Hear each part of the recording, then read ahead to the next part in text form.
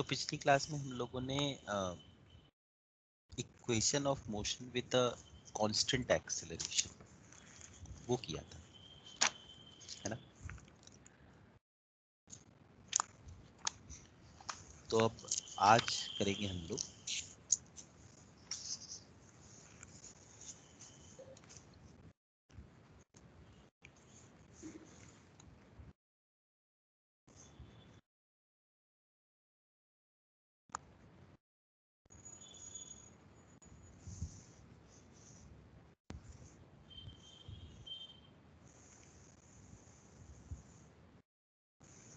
Motion under gravity. ठीक है,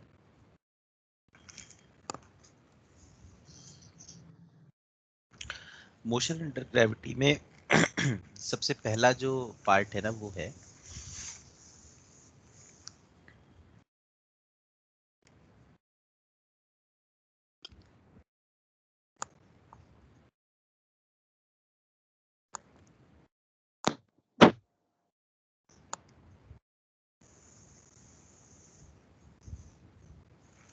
particle throne upwards. जैसे अगर हम ग्राउंड से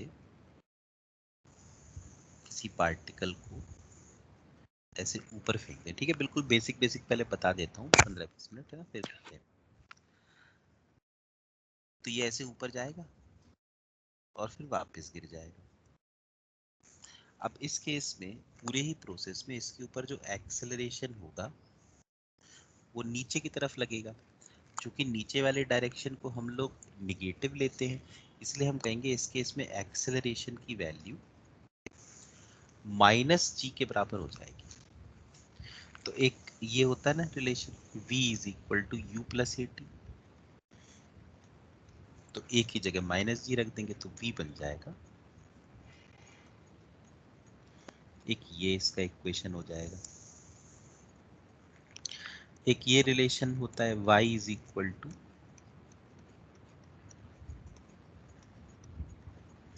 ut plus half a t square, तो एक ही जगह फिर माइनस जी रख देंगे तो y आ जाएगा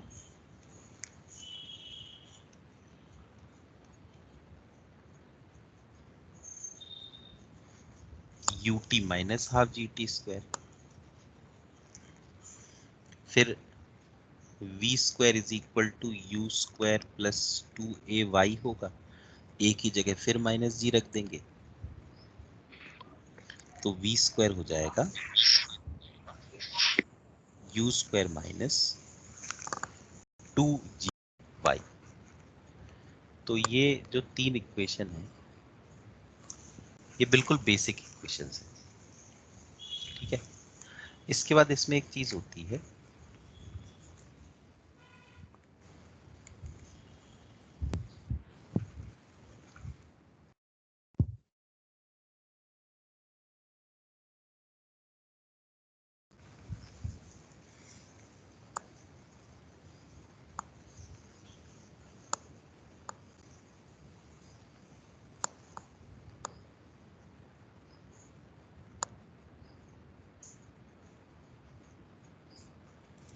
time to reach the maximum height. तो क्या होता है कि जब पार्टिकल बिल्कुल अपनी मैक्सिमम हाइट पे पहुंच जाता है तो वो और ऊपर तो नहीं जा रहा होता, क्योंकि उसकी उस समय जो वेलोसिटी होती है वाई एक्सिस के अलोंग वो जीरो हो जाती है। तो यहाँ मैं लिख देता हूँ कि व्हेन पार्टिकल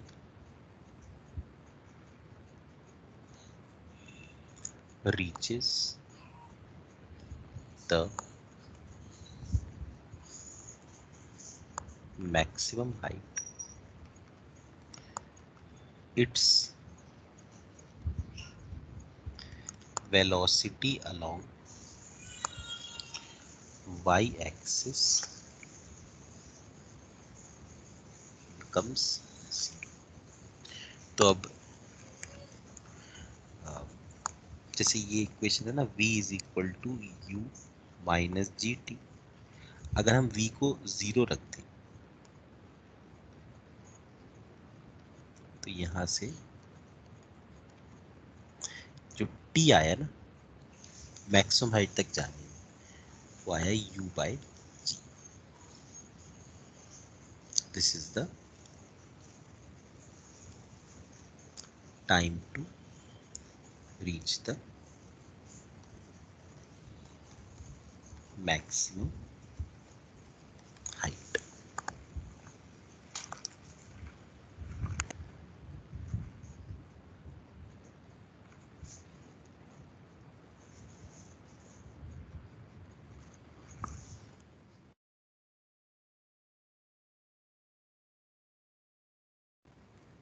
इसके बाद एक हो जाता है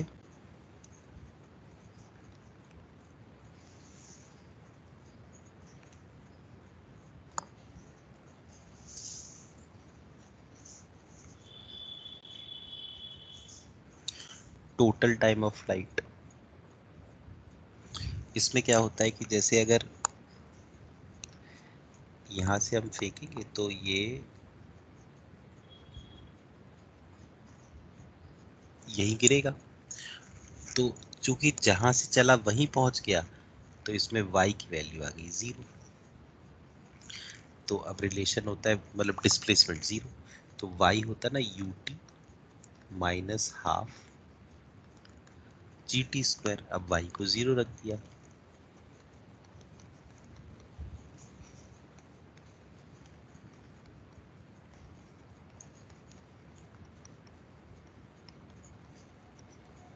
t आ गया 2u by g.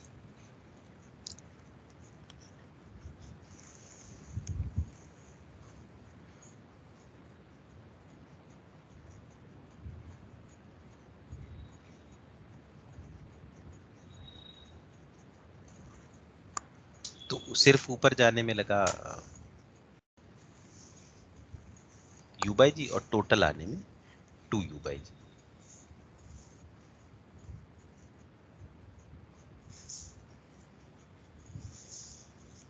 ठीक है ना.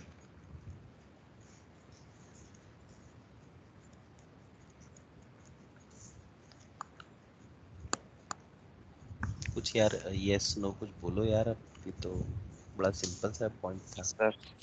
हाँ ठीक है. Yes sir. Okay yes sir. Yes sir. Yes sir. Okay. अच्छा इसमें एक चीज और,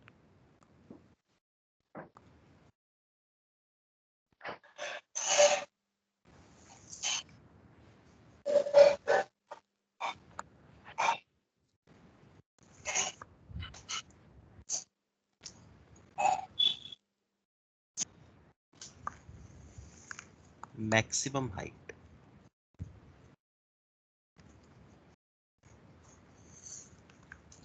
मैक्सिमम हाइट में भी क्या लॉजिक है देखो. ऐसे गया पार्टिकल यू से,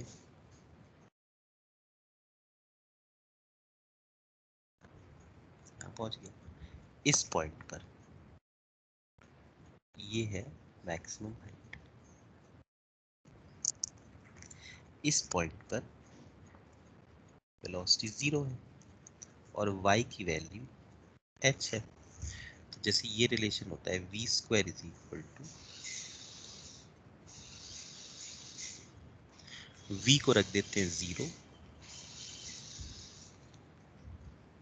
और y की जगह h.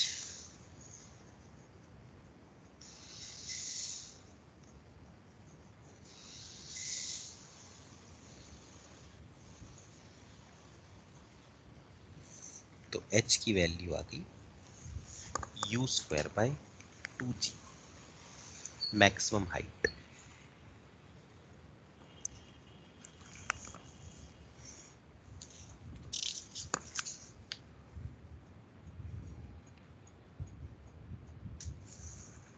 ठीक है ना.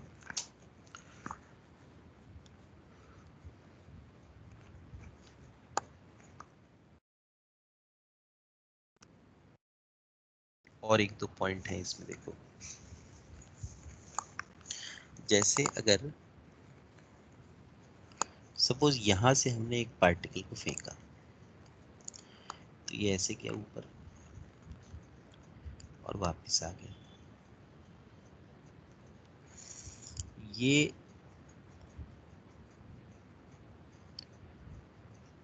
मैक्सिमम हाइट है।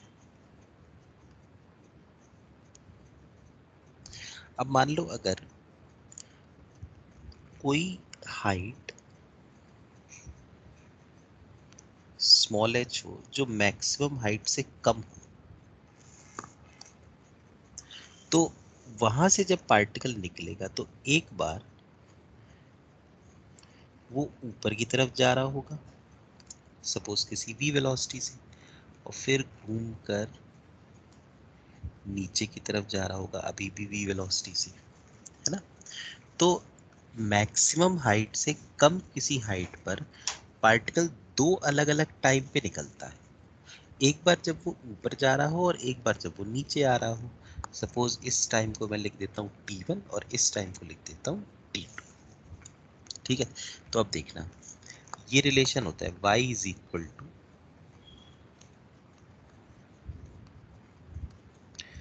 ut minus half g T square. ठीक है, y की जगह मैं स्मॉल h रख देता हूँ, तो small h is equal to ut minus half.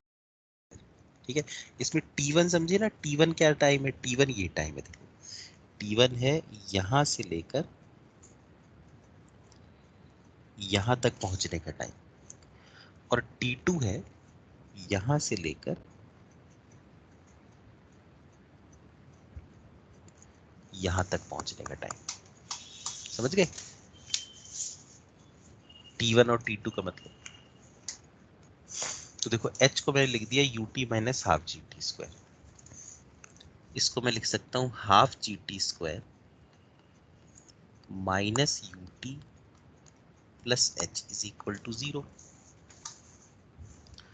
तो g T square minus 2ut plus 2h is equal to 0। अब इसको अगर मैं कंपेयर करा दूं, देखो ax square plus b x plus c equal to 0 से, तो a की वैल्यू g के बराबर आएगी, b की वैल्यू माइनस 2u के बराबर, और c की वैल्यू 2h के बराबर। तो जो टाइम आएगा ना वो आएगा, एक फॉर्मूला होता है ना minus b plus minus under root b square minus 4ac, minus B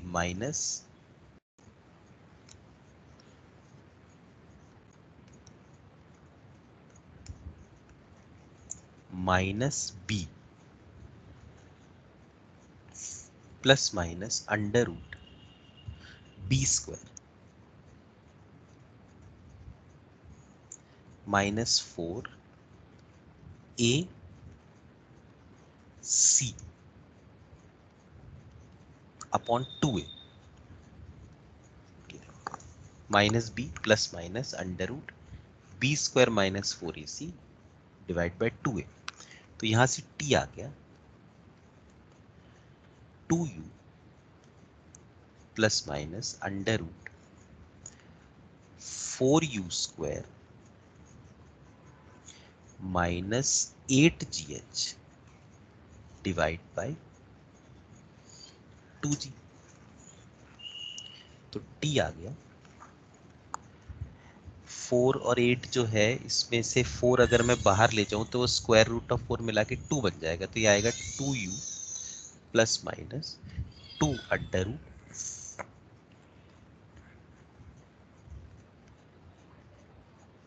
by 2g। तो यहां से t आ गया u minus under root u square minus 2gh by g. देखो एक ये आया,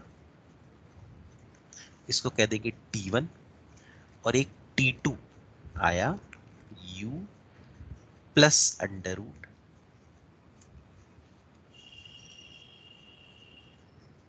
by g. One is t1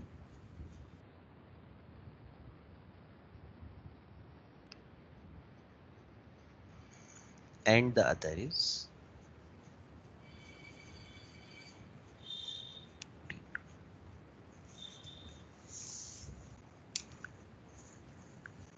initial velocity u है, स्मॉल h वो हाइट है जिस हाइट पर ये मतलब 2 समय पे पास कर रहा है।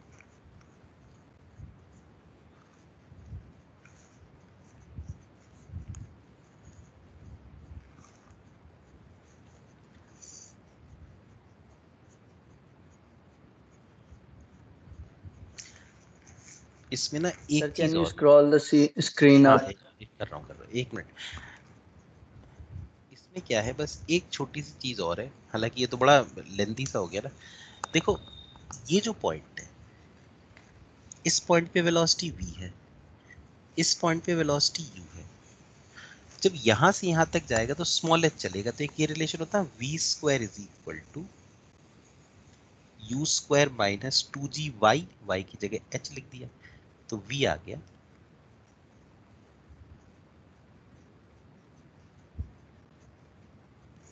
Square root of u square minus 2gh।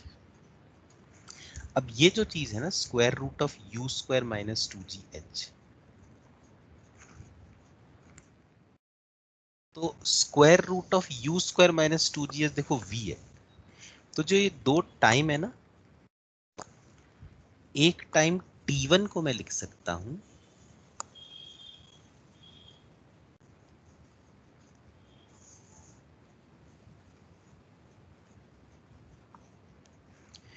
u minus we by g, और जो t2 टाइम है ना उसको मैं लिख सकता हूं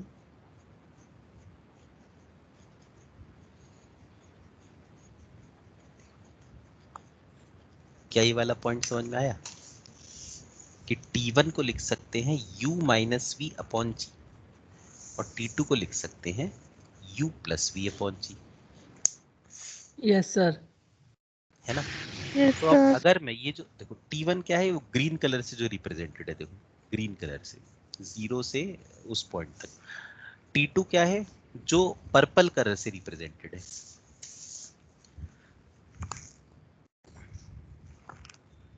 तो अब ये जो t1 और t2 है, अगर मैं इन दोनों को ऐड करूं, देखो t1 प्लस t2, तो ऐड करने पे कहते u माइनस वी और u प्लस वी को ऐड करेंगे तो 2u बाई जी आ जाएगा, यानी टोटल टाइम।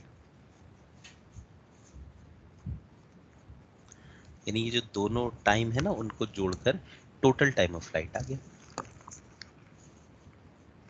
अगर मान लो मैं t2 में से t1 को सब्ट्रैक्ट कर दूं तो आ जाएगा 2v अपॉन जी, यानी कि 2 और v कितना है, square root of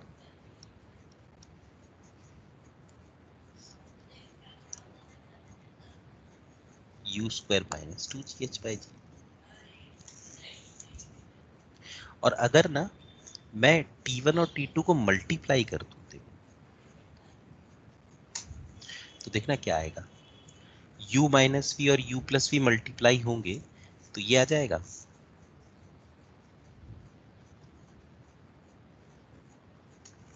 u square minus v square upon g square. इसमें v है square root of u square minus 2gh, तो v को मैं लिख देता हूं, देखो u square minus square root of u square minus 2gh divide by g square 2gh। तो t1 t2 आ गया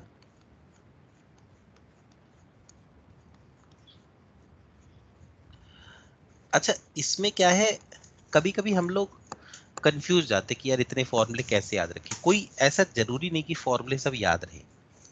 मेन बात ये है कि ये डेरिवेशन कराने के पीछे मेरा एम ये है कि अगर कभी आपको ऐसा ये लगे ना कि यार इसमें तो हमारा कोई नोन फॉर्मूला यूज ही नहीं हो रहा, तो कम से कम आप ये वर्किंग कर पाए। ठीक है, यही मेरा एम है कि भाई यूज कैसे करें, y is equal to u t minus half g T square. वैसे अगर ये याद रह पाए, ये t1 प्लस t2 ये तीन, तो इनके ऊपर कई सवाल आ जाते हैं। लेकिन नहीं भी याद रहे तो कोई ऐसा ये टेंशन नहीं है कि यार हमको याद नहीं है इस तरीके से।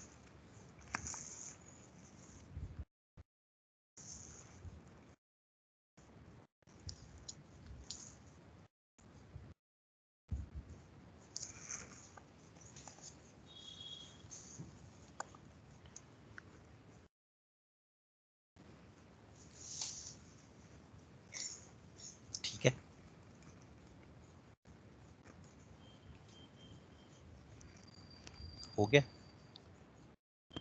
करूँ और आगे Yes, सर जो ये sir. फॉर्म हाँ बोलो बोलो। एक्सक्यूज मी सर, हाँ सर जो ये फॉर्मूला आपने लिखा था अभी लास्ट में जिसमें बॉक्स में, उसमें नीचे जी कहाँ से आ गया?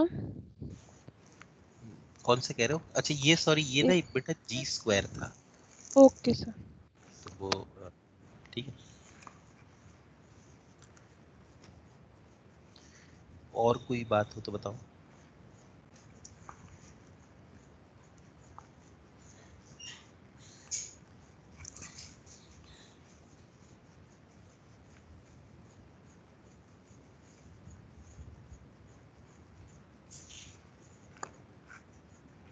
अच्छा अब इसके बाद एक और होता है कि अगर हम किसी पार्टिकल को किसी हाइट से ड्रॉप कर दें नीचे,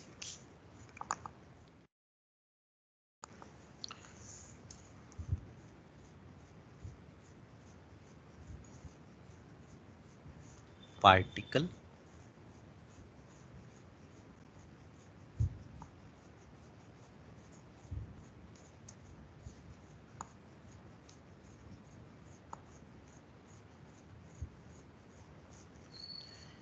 dropped from some height, suppose ये ग्राउंड है,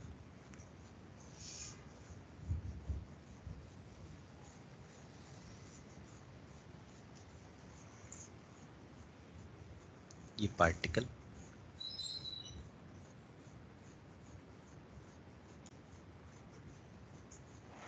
और ये कुछ h हाइट है, और इसको इनिशियल वेलोसिटी है इसकी 0, और बस इसको ऐसे ही ड्रॉप कर दिया।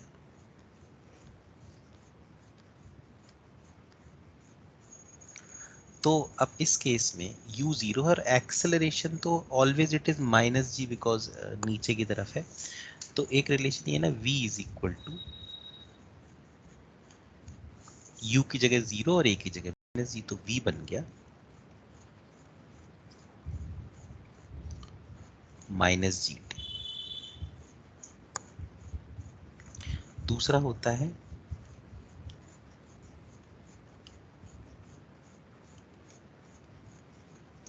u है 0, a है माइनस जी,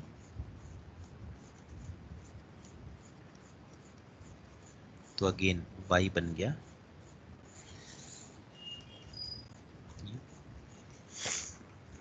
तीसरा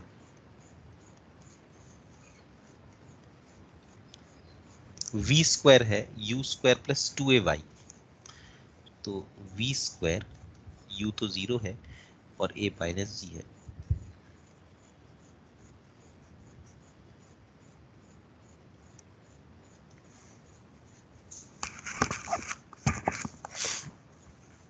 तो v स्क्वायर हो गया माइनस 2gy।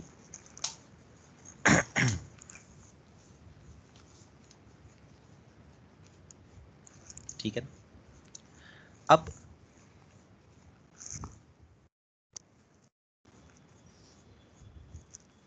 इसमें एक पॉइंट होता है टाइम टू रीच द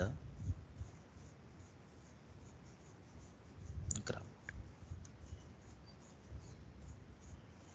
तो मेरे ख्याल में आप सब लोगों को ये पता होगा, ये t इक्वल टू 0 है और ये है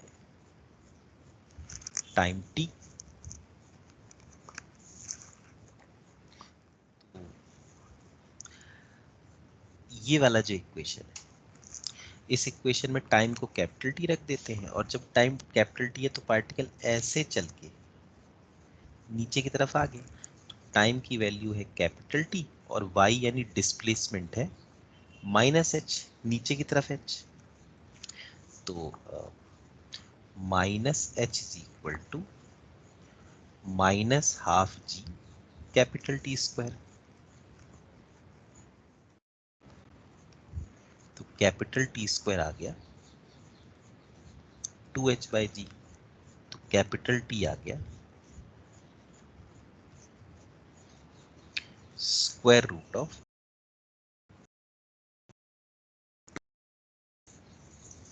ठीक है, h हाइट से अगर ड्रॉप करते हैं तो square root of 2h upon g. एक और इसमें होता है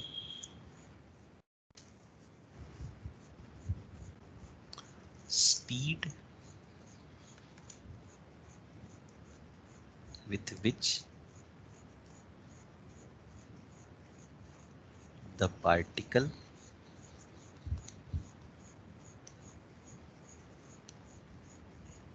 hits the ground.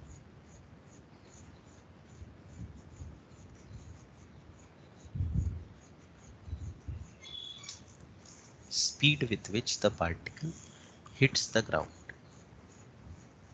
Excuse me sir, ये y माइनस एच है या प्लस एच है? y माइनस एच था ना, तो वो y is equal to minus half g T square था, तो मैंने minus h is equal to minus half g T square लिखा, तो माइनस और माइनस कैंसिल हो गए, थैंक यू। है ना। अच्छा, speed with which the particle hits the ground, देखो v स्क्वायर का जो फॉर्मूला अभी अभी अपन ने डिराइव किया वो ये है, जब पार्टिकल ग्राउंड पे टकराया तो y की वैल्यू माइनस एच के बराबर हो गई, तो v स्क्वायर आ गया माइनस टू जी और y की जगह माइनस एच, तो v स्क्वायर आ गया 2gh, इससे v आ गया स्क्वायर रूट ऑफ 2gh। तो h हाइट से जब गिरता है तो किस स्पीड से ग्राउंड से टकराता है, square root of 2gh।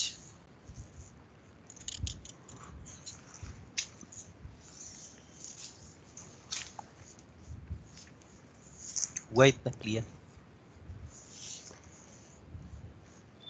Yes sir. ठीक है, अब एक चीज और देखो, एक केस हो गया कि ग्राउंड से फेंका और ग्राउंड पे ही गिर गया, दूसरा केस हो गया कि ऊपर से ड्रॉप कर दिया ताकि वो ग्राउंड पे गिर गया, ये दो केस हमने किए। तीसरा केस होता है कि particle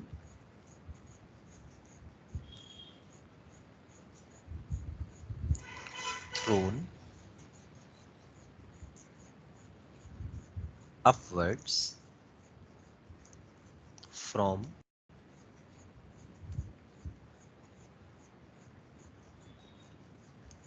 the top of a tower, particle को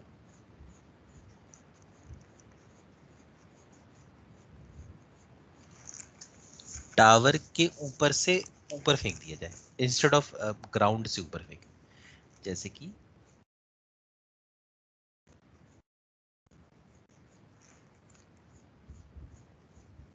सपोज ये कोई टावर है पर ये एच हाइट का है, ठीक है, यहां से इसको ऐसे फेंक दिया ऊपर, तो ये ऊपर ऐसे गया और फिर नीचे गिर गया होगा,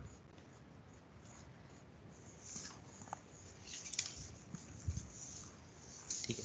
अब इस केस में एक चीज देखो, अगर यू से फेंका है तो ये कितना ऊपर तक जाएगा, सपोज इस हाइट को मैं h1 लिख लूं, तो ये h1 होगा ना,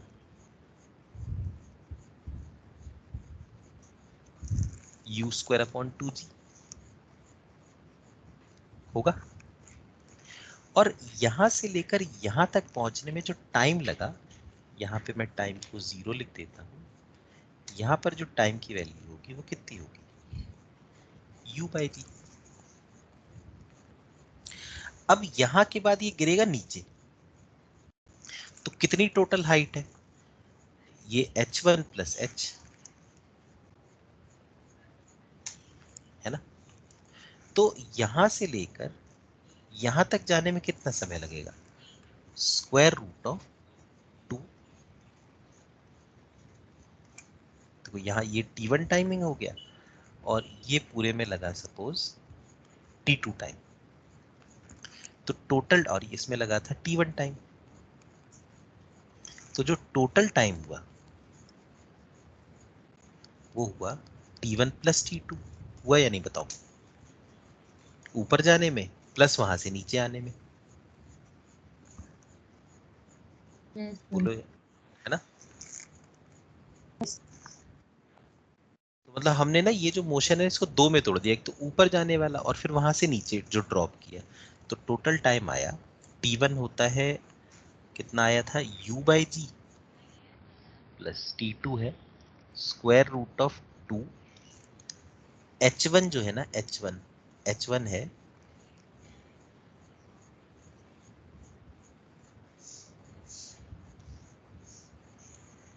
ये है, देखो 2, h1 की जगह u²/2g plus capital H divide by g, ये आ गया u/g plus square root of, अब देखो ये 2g है, 2 मल्टीप्लाई कर देते हैं तो आएगा u²/g plus 2h divide by जी, यानी t आएगा u/g प्लस एलसीएम अगर g लेंगे तो under root of u² plus 2gh by g square है ना, तो वो ये g हो गया। तो t की वैल्यू आ गई u plus square root of, ये देखो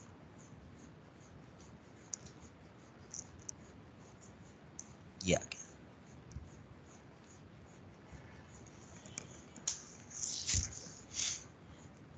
तो अगर इसको यहां से ऊपर फेंकते हैं u से, तो ये ऊपर गया और नीचे गिर गया है ना h हाइट से। तो इसमें जो टाइम लगा ना, पूरा टाइम तो कितना लगा, u plus square root of u² plus 2gh/g, ठीक है। उसमें से ना यहां से लेकर यहां तक जाने में u/g लगा, और यहां से लेकर यहां तक जाने में square root of u² plus 2gh/g लगा।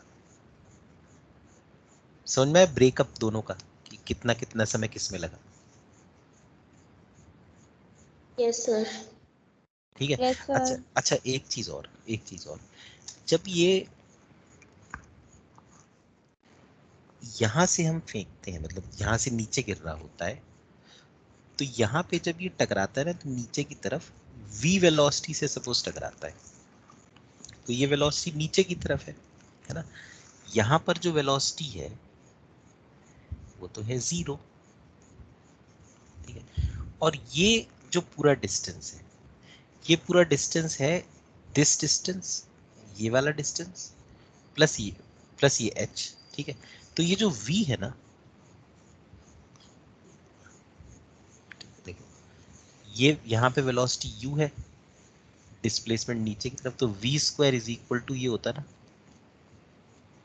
ये, तो v² is equal to u² minus 2g, और यहां से लेकर यहां के बीच में डिस्प्लेसमेंट माइनस h है, तो v² आ गया। तो v की वैल्यू स्क्वायर रूट ऑफ, मुझे लगता है ज्यादा ही डेरिवेशन हो गए, अब सवाल करेंगे, ठीक है। u² plus 2g। तो क्या है कि अगर यहाँ v वेलोसिटी से गिरता है ना, तो ये जो समय होता है ना, ये वाला समय, बस मैं ये बताना चाहता हूँ, ये v/g होता है। मतलब ऊपर जाने में टाइम लगता है u/g, और नीचे गिरने में समय लगता है v/g। तो टोटल टाइम हो जाता है u प्लस v/g। वैसे मुझे लगता है मैंने फालतू में ही करा दिया है डेरिवेशन, कुछ क्वेश्चन करते हैं, थोड़ा सा आसान हो जाएगा। करें एक question. Yes sir. Yes, sir.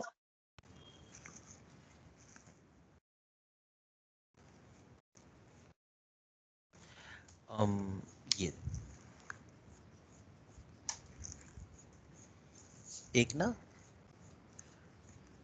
Ground के ऊपर टावर है जो 40 मीटर हाइट का है, ठीक है। एक पार्टिकल को यहां से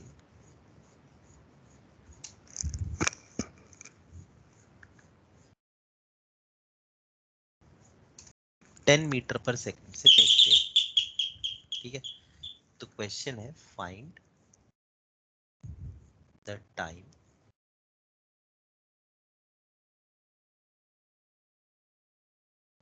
after which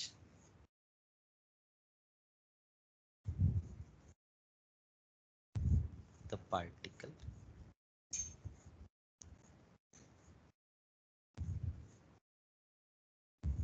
hits the ground.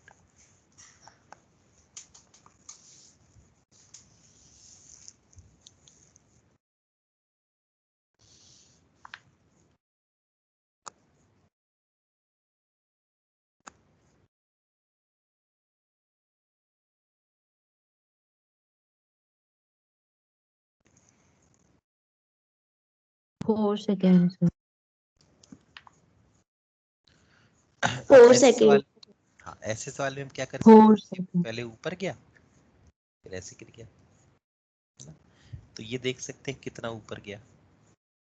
ये हाइट सपोज h ले लेते हैं, तो ये h की जो वैल्यू आएगी ना, ये आएगी u square divide by 2g, यानी कि 5 मीटर। तो 5 मीटर तो ये गया है,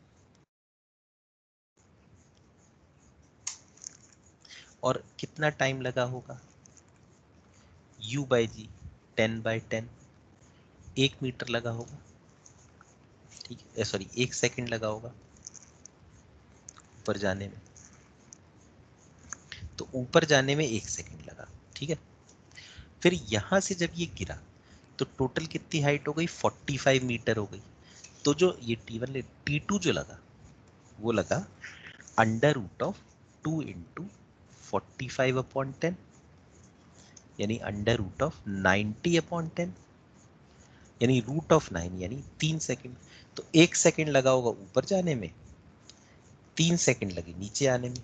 तो कुल मिलाकर कितना हो गया टोटल टाइम, 1+3 यानी 4 सेकंड।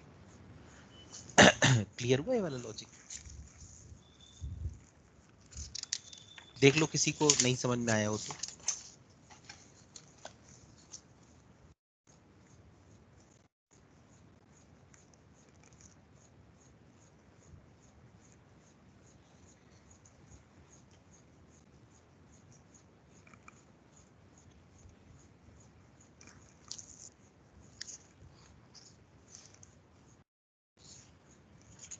ठीक है, एक और करें क्वेश्चन, 4-5 क्वेश्चन कर लेते हैं थोड़ा सा।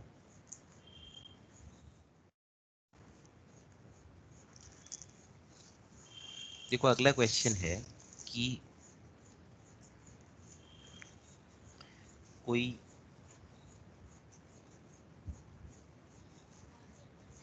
टावर है, इसको फेंका ऊपर ऐसे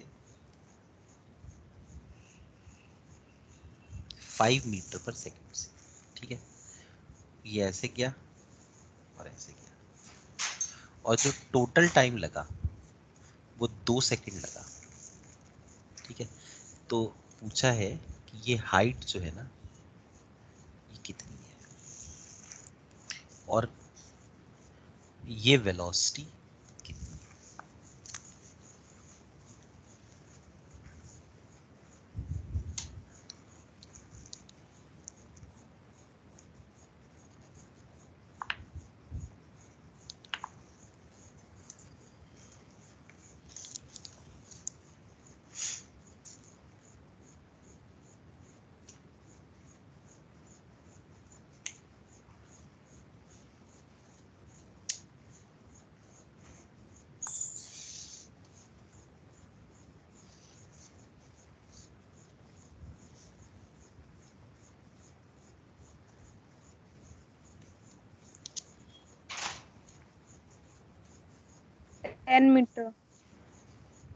height 10 metre.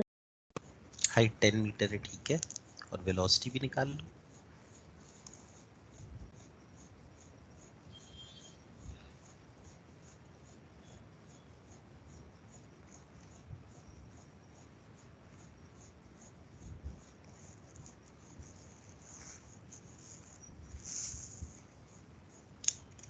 15 metre per second. ठीक है, तो 50 अब जैसे मीटर पर सेकेंड। इस सवाल में हम ये देख सकते हैं कि यहाँ ये है स्टार्टिंग पॉइंट और ये है एंडिंग पॉइंट, तो इनिशियल वेलोसिटी +5 है, फाइनल वेलोसिटी -v है क्योंकि नीचे की तरफ है ना। तो एक ही रिलेशन होता है ना, v is equal to u minus g T. Total time 2 second लगा, तो मैं लिख सकता हूँ -v is equal to u minus g, तो होता है 10 और t कितना है 2 सेकंड।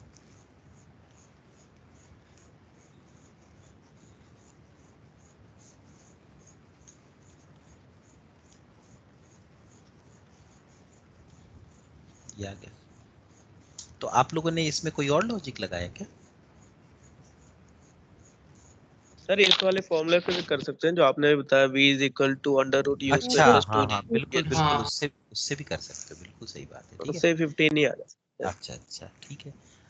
हाँ, उससे फिर हाइट भी निकल जाएगी, है ना। Yes sir. तो ये फॉर्मूला था ना, √u² प्लस 2gh, ये वाला कह रहे हो क्या? यस सर यही बात। तो v आ गया 15 इज इक्वल टू √u², मतलब 5 का स्क्वायर प्लस 2gh। तो 15 का स्क्वायर हो गया 225।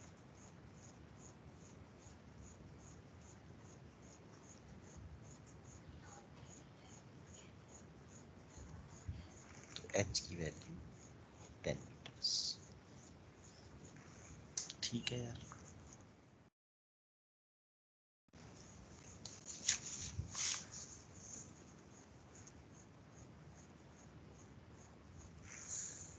एक और क्वेश्चन, ठीक। इसमें लिखा है कि एक ना रॉकेट है, ठीक है? इस रॉकेट को ऐसे, मतलब ऐसे होता है ना, गैस निकली और ऊपर चला गया। अब जब ये रॉकेट ऊपर जा रहा है ना, तो गैस, मतलब फ्यूल बर्न हो रहा है, फ्यूल बर्न होने से गैस निकल रही है, तो गैस इसको एक ऊपर की तरफ एक्सेलरेशन दे रही है 10 मीटर पर सेकंड स्क्वायर का। ठीक है, जब तक गैस बाहर निकलती रहेगी तब तक ऊपर जाता रहेगा। ठीक है,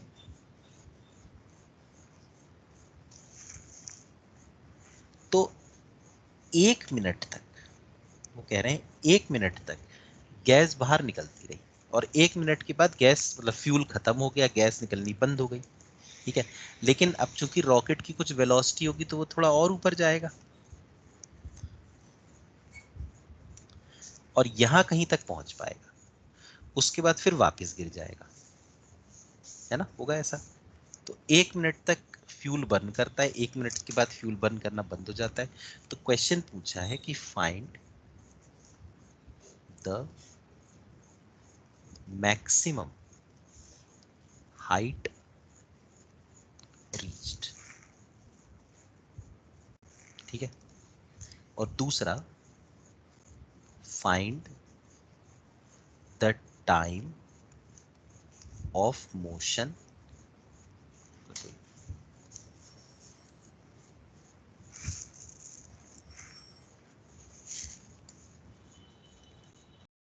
find the time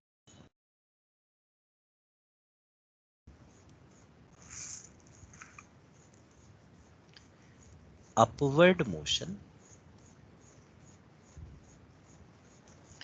after the fuel has finished।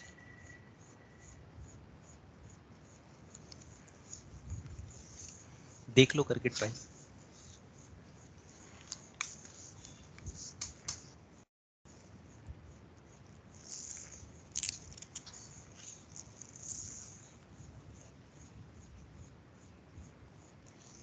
Sir इसकी कोई इनिशियल वेलोसिटी नहीं दी हुई। नहीं नहीं, इनिशियल वेलोसिटी तो 0 है।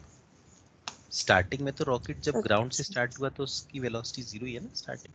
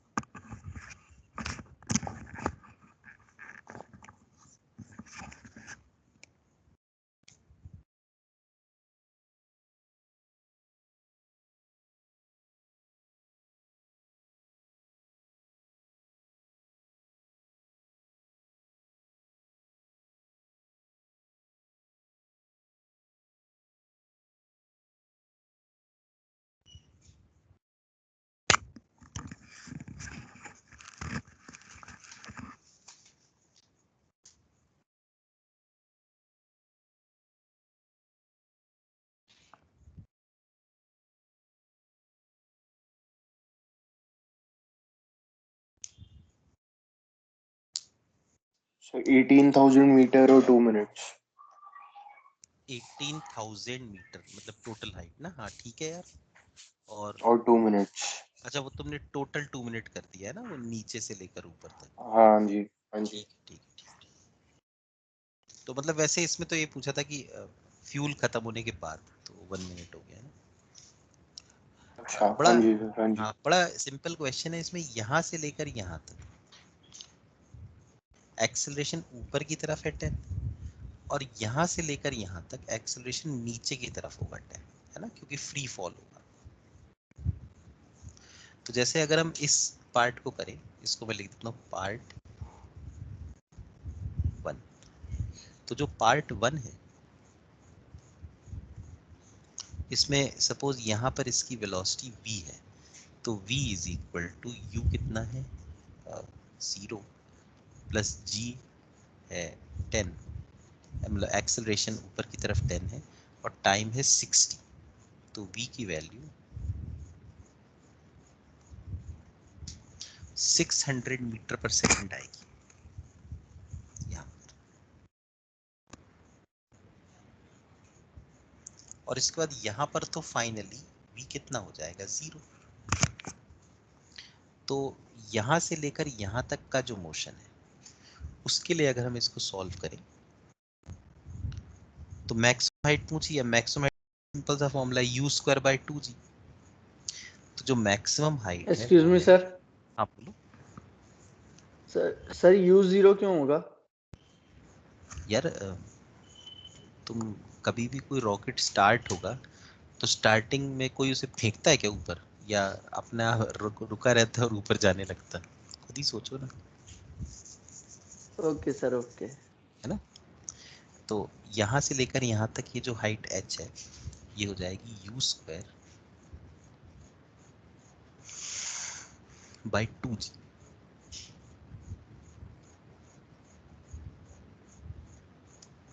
तो 6 3 18, तो 18,000 मीटर्स। ठीक है ना। और जो time of upward motion after the fuel is finished, ये है देखो यहाँ एक्सक्यूज से मी आप। सर। हाँ बोलो। तो अगर मैं इस सर टाइम ये को t लिख दूं। हाँ बोलो बोलो। सर ये 18,000 कहाँ से कहाँ तक की हाइट आई है? ये देखो ये हाइट आई है ना। तो सर इसमें मैक्सिमम हाइट तो ग्राउंड से ऊपर तक भी तो वो भी तो होगी हाइट। 1 अच्छा मिनट ट्रेवल मतलब करा है। हाँ ठीक, अगर तुम ये हाइट लेना चाहते हो तो फिर ये भी क्या इंक्लूड कर दो। मैक्सिमम हाइट पूछी है, मैक्सिमम में तो सर टोटल ही हाइट आएगी ना नहीं नहीं, ग्राउंड से बिल्कुल ऊपर बिल्कुल तक की। सही, बिल्कुल सही कह रहे हो, बिल्कुल सही कह रहे हो यार। एक्चुअली उन्होंने ना मतलब ये पूरा सवाल वो फ्यूल फिनिश होने के बाद पूछा था। ठीक है। अगर तुम इसको ओके जोड़ना सर। चाहते हो तो इसको लगा दो ut plus half et square लिख के उसको भी ऐड कर दो, उसमें क्या प्रॉब्लम है। वो पता तो है ही अपन को ना कि तो this question was after the fuel is. तो u/g, तो u कितना है 600 बाय g है 10, तो इट विल बी 1 मिनट। इसलिए अभी किसी ने आंसर 2 मिनट्स दिया ना था, मैंने उससे बोला था कि मतलब वो फ्यूल फिनिश होने के बाद का ही कह रहे हैं। तो ये समझ में आया। अच्छा एक ना बड़ी कॉमन सी प्रॉब्लम है जिसको लोग कहते हैं जगलर प्रॉब्लम। हालांकि इसको जगलर प्रॉब्लम कहो चाहे ना कहो सॉल्व तो हो ही जाता है। तो मैं आपको एग्जैक्ट उसकी वर्डिंग बता देता हूँ वो क्या प्रॉब्लम होती है। वो होती है कि अ जगलर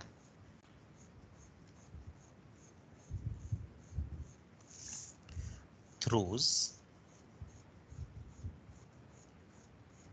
और आप लोग भी ना इसको लिख लीजिएगा अपनी कॉपी में, इस प्रॉब्लम को एग्जैक्टली लिख लीजिएगा।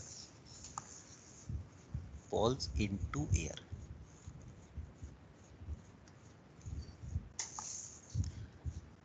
he throws one ball whenever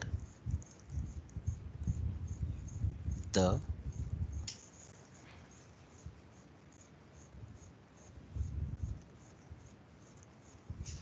previous ball is at its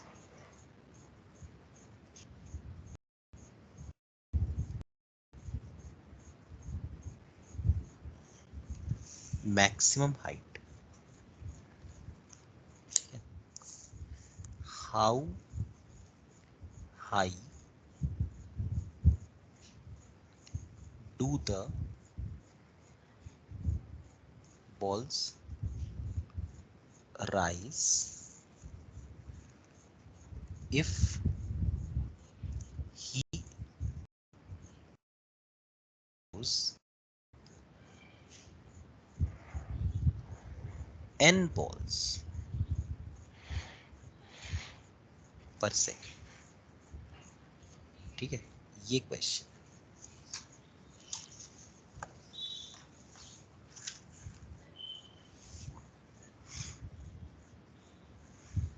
n balls पर सेकेंड, एक सेकंड में n बॉल उसने फेंकी है ना, तो n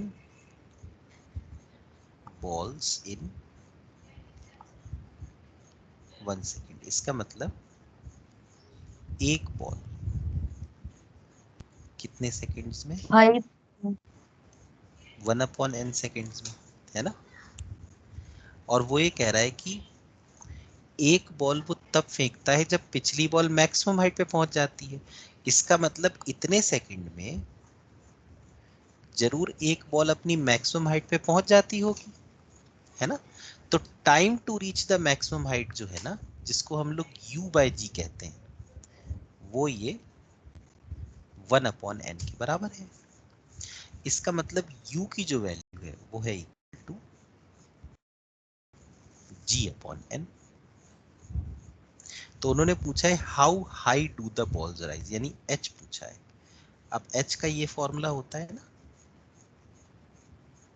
u²/2g, तो h की वैल्यू आ गई u² यानी कि g²/n² डिवाइड बाय 2g, तो h की वैल्यू आ गई g/2n²।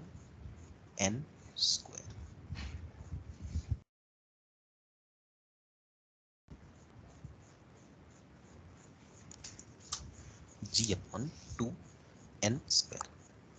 ठीक है, वैसे क्वेश्चन बड़ा इजी है, पर इसको एक पर्टिकुलर उसमें वो रखते हैं जगलर प्रॉब्लम में। हालांकि मुझे लगता है कि ऐसे भी सॉल्व हो ही जाना है कोई।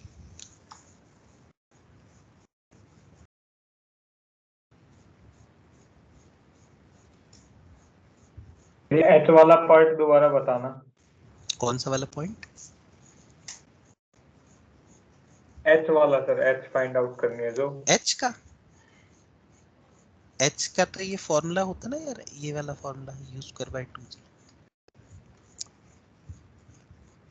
तुम्हें किस में डाउट आया? u में डाउट आया कि u कैसे निकला?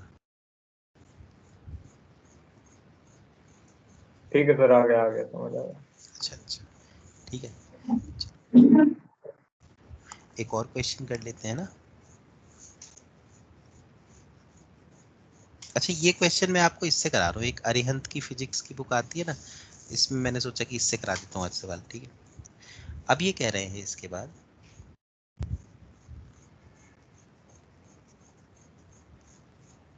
कि ये एक पॉइंट है ए, ठीक है, यहां से एक पार्टिकल को फेंका, किसी वेलोसिटी से फेंका होगा, ठीक है। अब ये ऐसे गया होगा, फिर ऐसे गया होगा और नीचे गिर गया होगा, है ना। तो वो ये कह रहे हैं कि ये हाइट जो है, ये हाइट, ये h है, ठीक है, टावर की हाइट h है। जब ये नीचे गिरता है ना, यहाँ ये पॉइंट हो गया सपोज B, तो ये 2u से गिरता है, ठीक है। u से फेंका, ऊपर गया, फिर ऐसे h हाइट और नीचे गिर गया 2u से। तो पूछा है कि फाइंड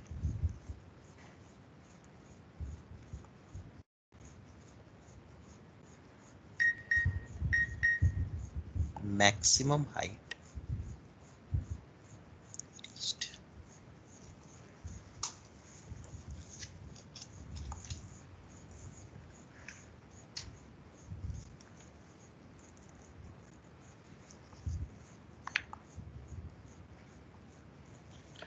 सर h/3। h/3 आ रहा है। एक बार यार फिर से ट्राई करके देखो। यस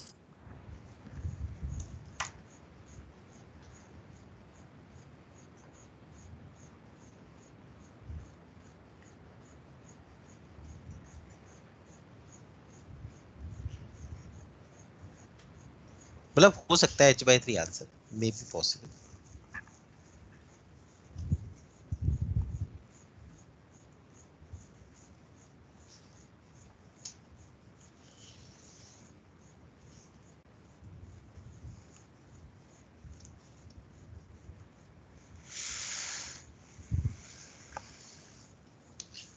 यहाँ पर 2u है और यहाँ पर u है, तो ये रिलेशन होता है ना v का square is equal to u square minus 2gy। v की जगह -2u लिख देता हूँ, is equal to u square minus 2g, और y की जगह -h लिख देता हूँ, तो ये आएगा 4u square is equal to u square plus 2gh। 3u square is equal to 2gh, तो u स्क्वायर आ गया, ये आया u स्क्वायर। यही आया क्या u स्क्वायर? अच्छा, इसके बाद मान लो ये किसी यस सर यहाँ से कैपिटल H हाइट तक जाता है, तो ये कैपिटल H की वैल्यू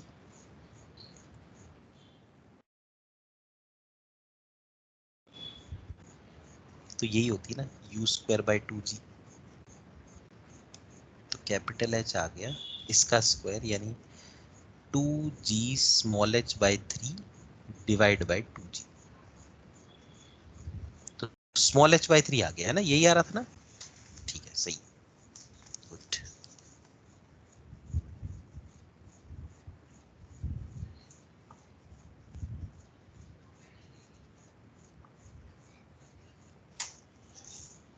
ठीक है, एक और क्वेश्चन कर लो सब, ये भी स्टैंडर्ड क्वेश्चन है। लिखा है ball is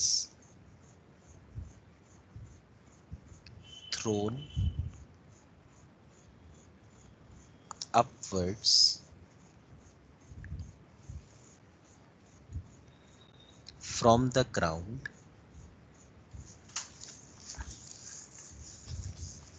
with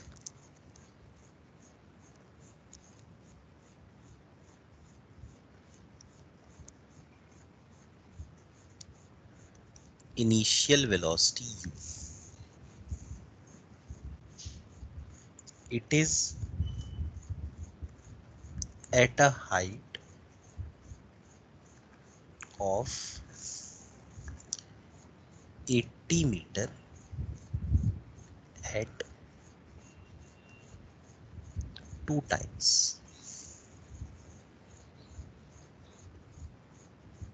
The time interval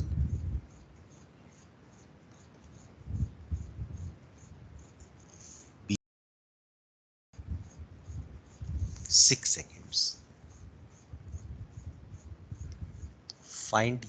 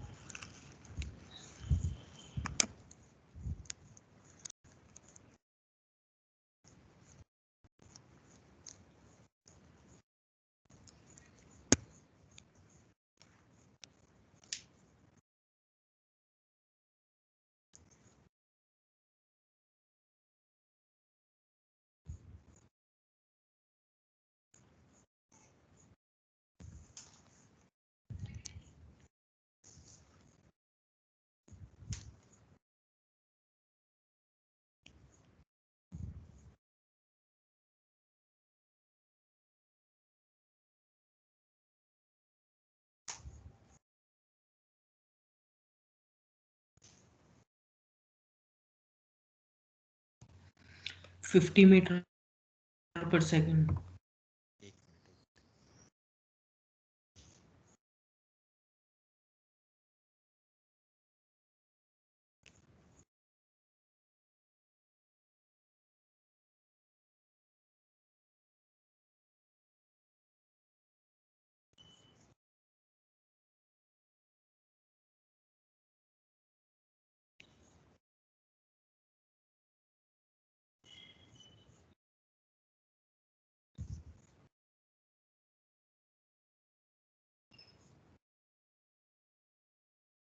20 metre per second. ठीक करते हैं। देखो टाइम इंटरवल 6 सेकंड का है, मतलब कि जैसे अगर ये है सपोज यू से फेंका, ये ऐसे ऊपर गया, यहाँ पे आ गया, और कोई हाइट है 80 मीटर, ठीक है। तो एक बार किसी v वेलोसिटी से ऐसे जाएगा, और जब नीचे आ रहा होगा तो भी v से जाएगा। तो ये जो टाइम इंटरवल है ना, यहां से लेकर यहां तक का ये वाला,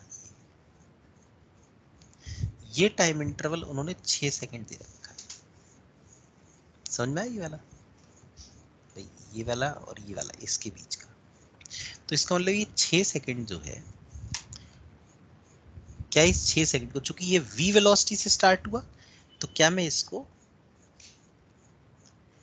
ये लिख सकता हूं? देखो जरा, मतलब I try not to use the big formulas, ठीक है। तो मैंने सोचा कि भाई v वेलोसिटी पे था, ऐसे जाएगा तो v से ही नीचे आएगा, तो ये जो 6 सेकंड है ये 2v/g हो जाएगा,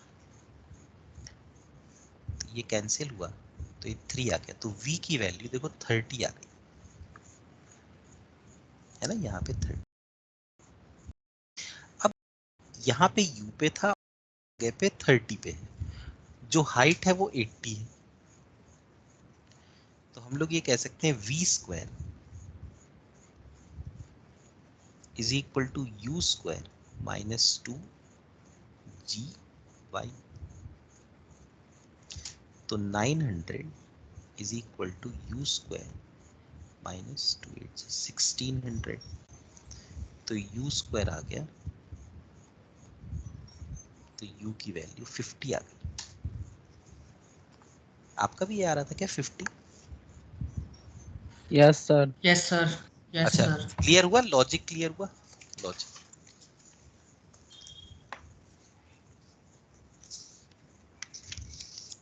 बताओ।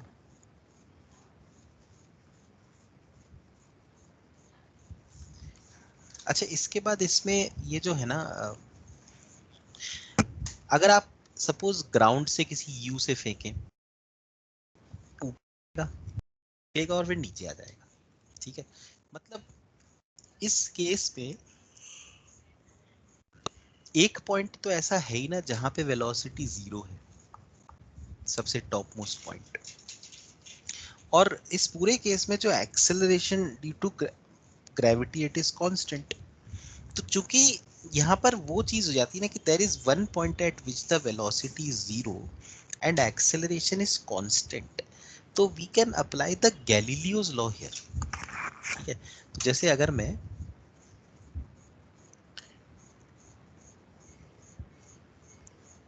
Galileo's law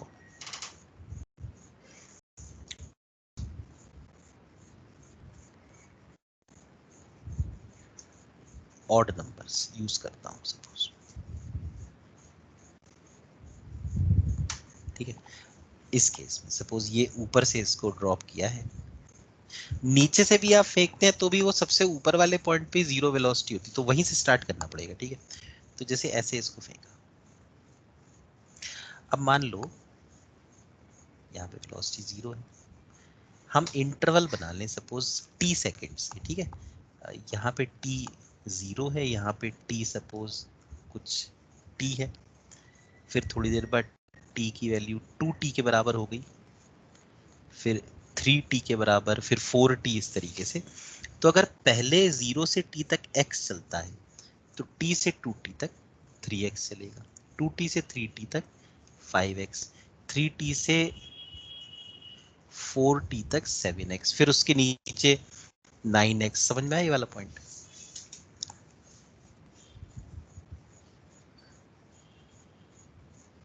sir yes sir, समझ आया। और आपको अगर याद हो तो मैंने आपको ये भी बताया था कि जो पहले t सेकंड होते हैं ना, में जो है वो एक्चुअली हाफ at स्क्वायर होता है फर्स्ट t सेकंड्स में। तो अब जैसे यहाँ पर तो एक ही जगह g है ना, तो x हो गया हाफ g यानी 10 हो गया और t स्क्वायर यानी x हो गया 5t स्क्वायर। हालांकि 5t स्क्वायर हो गया। अब इसमें ये चीज देखना, जैसे यहां से फेंका है, ठीक है, ऐसे ड्रॉप किया है, t इज इक्वल टू 0, फिर अगला आएगा t इक्वल टू 1, फिर आएगा t इक्वल टू 2, फिर t equal to 3, t equal to 4, इस तरीके से आएगा। तो अब यहां से यहां तक जो चलेगा ना, वो चलेगा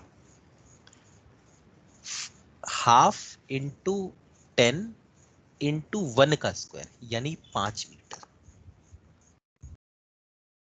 जब वो ऊपर से गिर रहा है तो पहले सेकंड में हमेशा ही 5 मीटर चलेगा, चाहे कुछ भी हो जाए। अच्छा, दूसरे सेकंड में 3x यानी 15 मीटर चलेगा। तीसरे सेकंड में 5x यानी 25 मीटर चलेगा। चौथे सेकंड में 7x यानी 35 मीटर चलेगा। तो हमेशा ऐसे ही होता है, जब भी वो गिर रहा होता है तो पहले सेकंड में 5 मीटर, दूसरे में 15। इसके ऊपर भी कई सारे क्वेश्चंस आते हैं। क्या ये लॉजिक समझ में आया, बताओ? Yes, sir. अच्छा, ये जो तो मेथड है, हाँ हाँ, ये स्पेशली मतलब किन केसेस में हम लगा सकते हैं?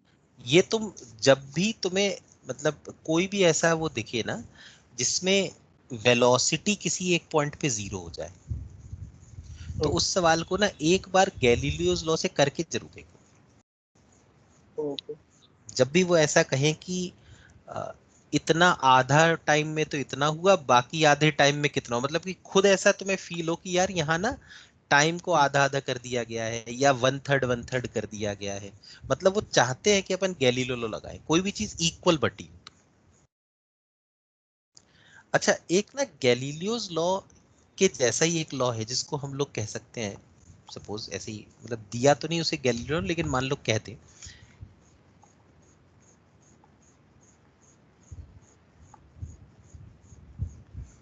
ऑल्टरनेट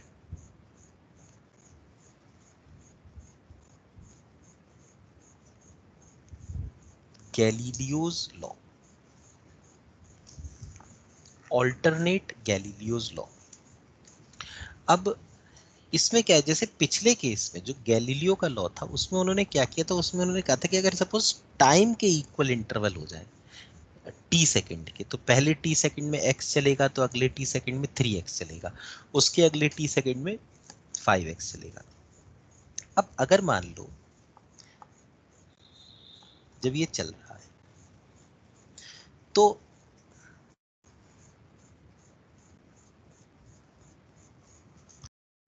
अगर ये पहले x मीटर्स की बात, फिर अगले x मीटर्स, फिर अगले x मीटर, मतलब instead of making equal interval of time we take equal intervals of distance. ठीक है, डिस्टेंस के इक्वल इंटरवल ले लें, तो उस केस में क्या होता है कि पहले x है डी वेलोसिटी, पहले x सेकंड में अगर समय लगेगा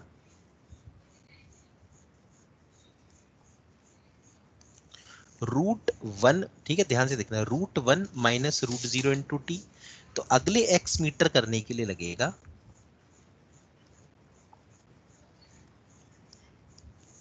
√2 माइनस √1 इंटू टी, अगले x मीटर के लिए, फिर अगले x मीटर के लिए, एंड सो ऑन। तो रेशियो क्या बनता है, रेशियो ये बनता है √1 माइनस √0 is 2 is 2।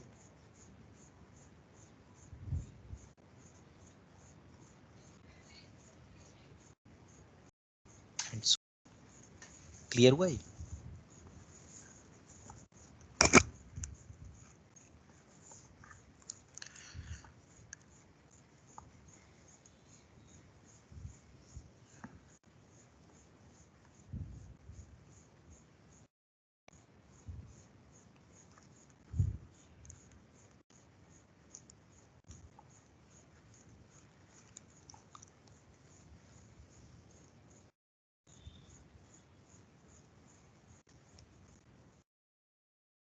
जैसे कि ये क्वेश्चन होता है, ठीक है, कहते हैं कि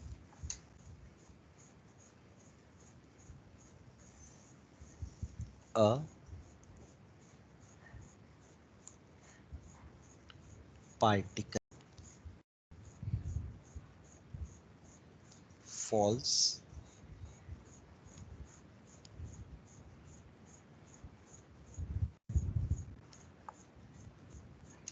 from a height capital H, ठीक है, find the time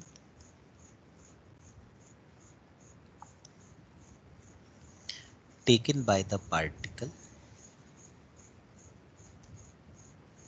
to cover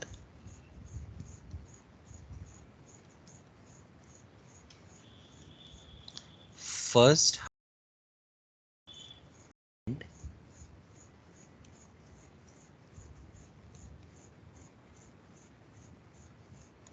second half height।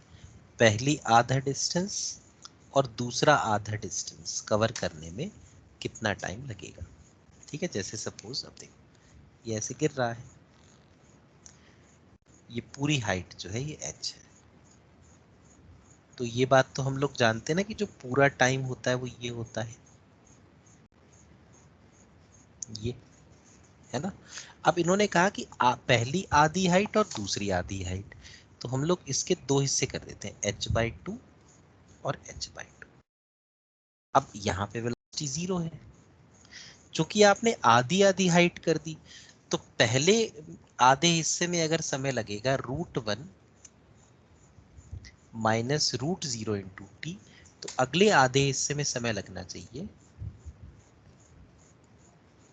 √2 minus √1 into T, है ना।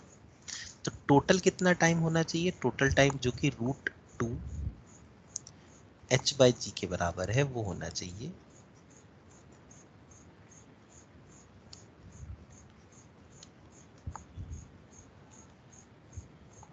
ये √1 minus √0 into T plus √2 minus √1 into T. तो कितना आ जाएगा ये 1 माइनस 0 तो 1 ही हो गया प्लस √t माइनस √1 यानी 50। तो √2t is equal to root, ये आ गया। तो इससे देखो स्मॉल h की वैल्यू, सॉरी t की वैल्यू कितनी आ गई, t की वैल्यू आ गई √h/g, ठीक है ना। तो पहला समय हुआ √1 माइनस √0, 1 माइनस 0 तो सिर्फ ये आ गया, ठीक है। और दूसरा समय हुआ, और t कितना है √h/g। देखो ये क्लियर हुआ, first half time, first half height और सेकंड हाफ हाइट। इसी तरीके से अगर तीन हिस्से कर देते तो √1 माइनस √0, फिर √2 माइनस √1 और फिर √3 माइनस √2, सबको जोड़कर ये √2h/g आ जाता।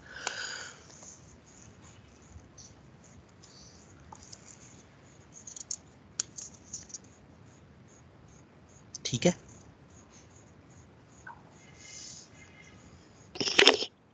सर स्क्रॉल अप कर दो प्लीज। एक मिनट कर दो।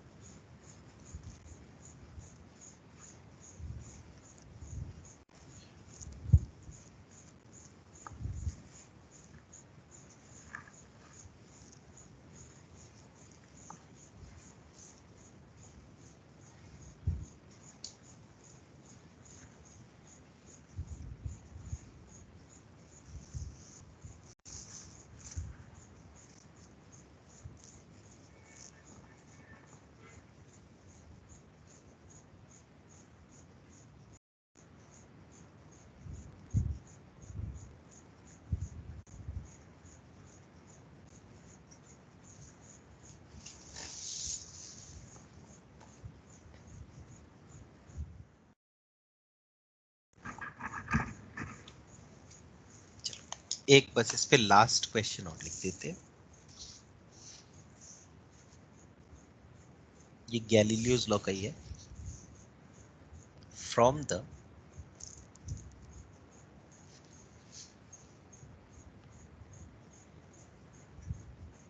top of a building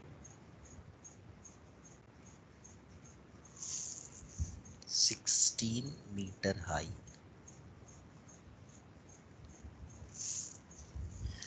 water drops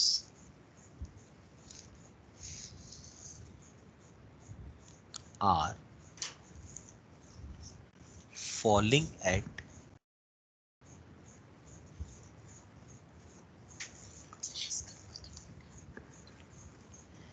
equal intervals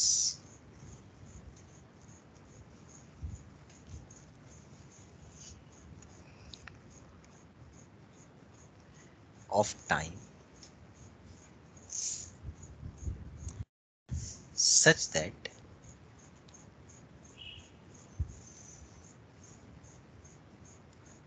when the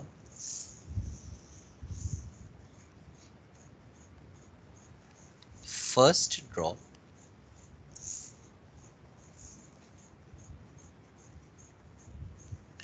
reaches the ground,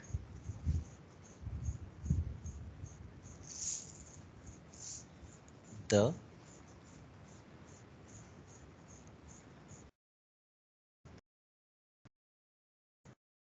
fifth drop just starts. Find the distance between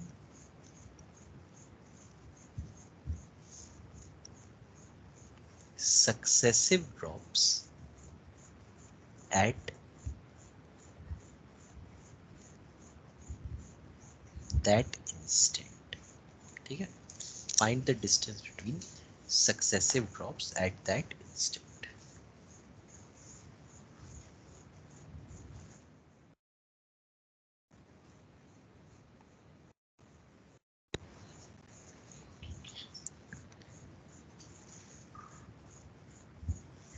One meter, 3 meter, 5 meter, and 7 meter. Okay okay okay. लिखा है कि पहली drop जब ground से टकराती है तो पांचवी ड्रॉप जस्ट निकल रही होती, तो ऐसा कुछ होगा। सपोज यहाँ पांचवी ड्रॉप होगी, थोड़ा सा इसके नीचे होगी चौथी ड्रॉप, फिर यहाँ होगी तीसरी ड्रॉप, फिर यहाँ होगी दूसरी ड्रॉप, फिर यहाँ होगी पहली ड्रॉप, है ना।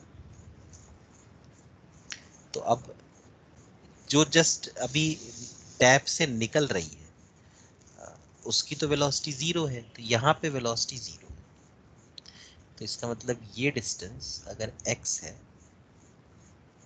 तो ये वाला डिस्टेंस 3x हो गया, ये वाला डिस्टेंस 5x हो गया और ये वाला डिस्टेंस 7x हो गया।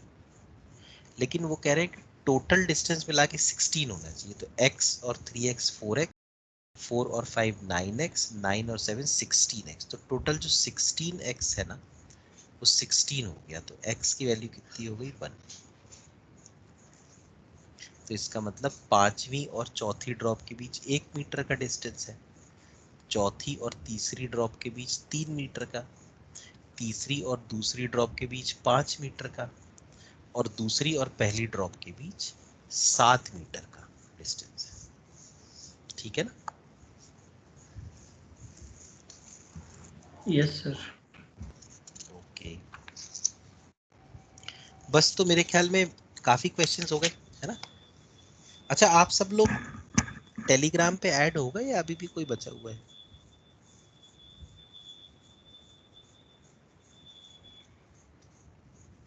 Yes, sir. हो गया ऐड सर। तो मैं एक काम करता हूँ, एक यस सर। वो भेज देता हूँ टेलीग्राम पे शीट एक, ठीक है। आज एक्सक्यूज अभी मी भेज। सर। हाँ बोलो। सर मैं ऐड नहीं हूँ। तुम ऐड नहीं हो तो एक नहीं सर। नंबर है ना कोई जिसपे अगर भेज दो वो तो ऐड हो जाते हैं। सर मैं तो थोड़ा बताएं। तो उसमें तुम भेज दो यार अपना, वो हो जाओगे ऐड। सभी हो गए ऐड तो फिर तो सब हो जाना चाहिए है ना। गलती कर दी कुछ है। X 5 4 3 2 1 है। हाँ 5 4 3 2 1 है, ठीक से कम हो जाएगा। हाँ अरे 1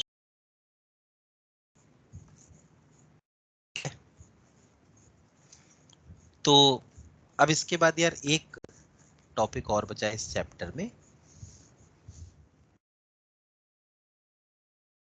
वो है। सर हाँ बोलो। आप शीट कौन सी भेजने कह रहे थे? मैं तो ये कह रहा था कि एक मैं भेज दूंगा इसी मोशन इन स्ट्रेट लाइन के 15-20 सवालों की, कर लेना उसको सॉल्व, है ना, टेलीग्राम पे। यस सर भेज देना। हाँ भेज दूंगा, है ना। ठीक है, तो जो अगला टॉपिक है वो है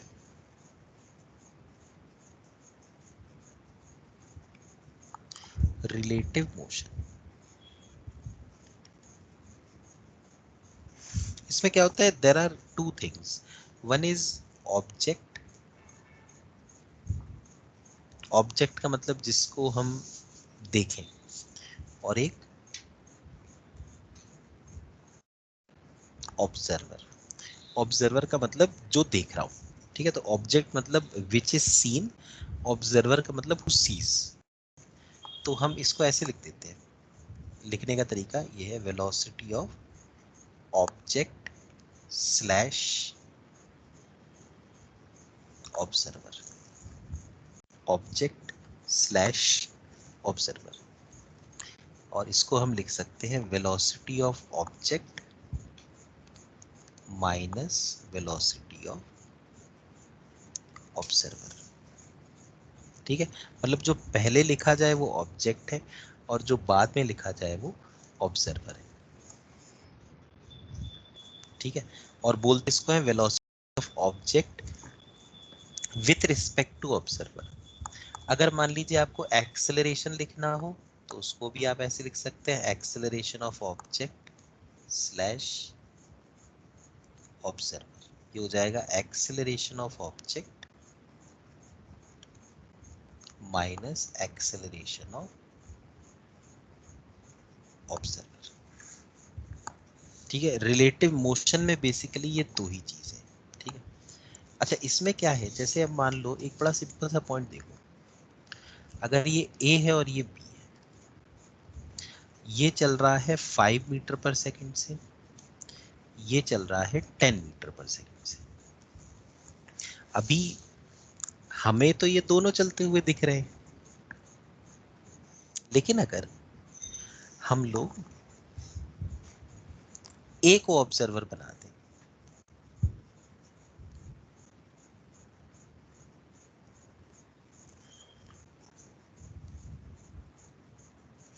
तो A क्या करेगा, A अपने आप को भी देखेगा और A B को भी देखेगा। तो ऐसा लिख देंगे कि A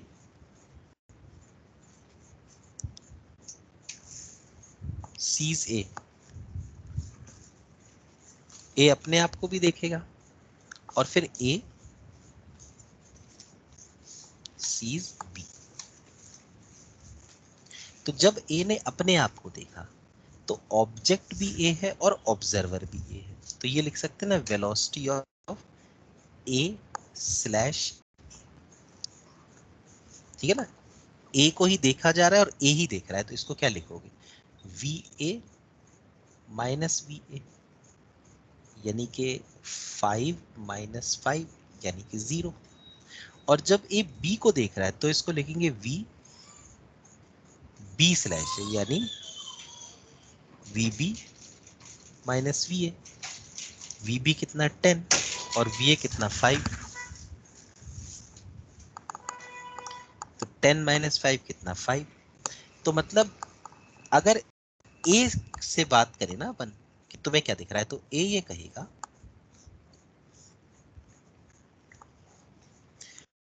ए ये कहेगा कि मैं खुद रुका हुआ हूं, है ना, और जो बी है वो इस तरफ 5 से जा रहा है, मतलब ए अपने आप को रेस्ट पे मानेगा। तो जो सवाल हम करेंगे जब, तो हमें लगेगा दोनों चल रहे हैं, जिसको भी ऑब्जर्वर बना देंगे ना, अगर ए को बनाया तो ए को लगेगा वो रुका हुआ है, अगर बी को बना देंगे तो बी को लगेगा वो खुद रुका हुआ है। तो बस रिलेटिव में करने से फायदा ये होता है कि जब दो पार्टिकल अलग अलग मोशन में हो ना, उनकी जगह हम एक को रेस्ट पे अज्यूम कर लेते हैं। ये वाला पॉइंट क्लियर हुआ, ये लॉजिक बताओ। यस। ठीक है ना।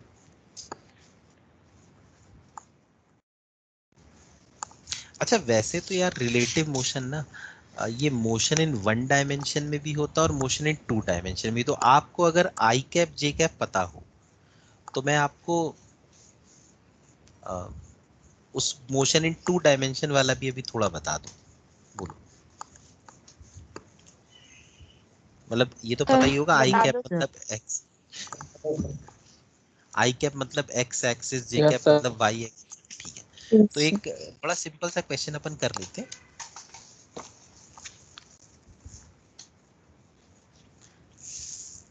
दो बिल्कुल सिर्फ रिलेटिव मोशन निकालने वाली, कि सपोज एक ये पार्टिकल है ए जो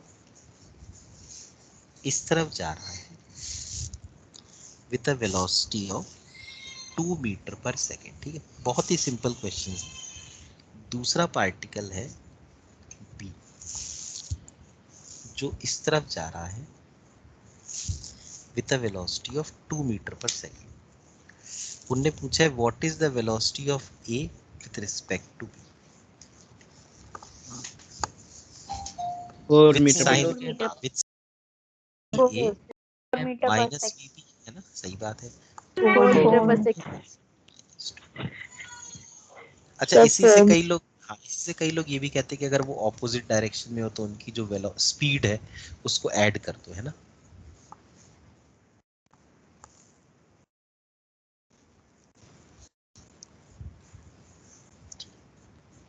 एक और क्वेश्चन देख लो। ये एक पर्सन है ए जो, इसमें लिख देता हूँ, ईस्ट की तरफ जा रहा है with a speed of 6 meter per second. ठीक है, और एक और पर्सन है बी जो 30 डिग्री ईस्ट ऑफ, ठीक है, ये इसका मैं मतलब आपको बता दूंगा क्या होता है। 30 डिग्री ईस्ट ऑफ नॉर्थ जा रहा है with a velocity of again 6 meter per second. तो बताना है what is the velocity of B with respect to A. What is the velocity of B with respect to A?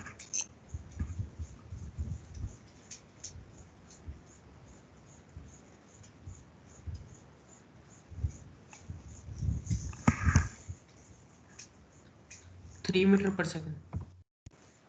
अच्छा वैसे बताओ यार, पूरा आई कैप जी कितना है? देखो इसका ना पहले डायग्राम जब तक हम नहीं बनाएंगे ना तब तक हमको दिक्कत होगी। ठीक है,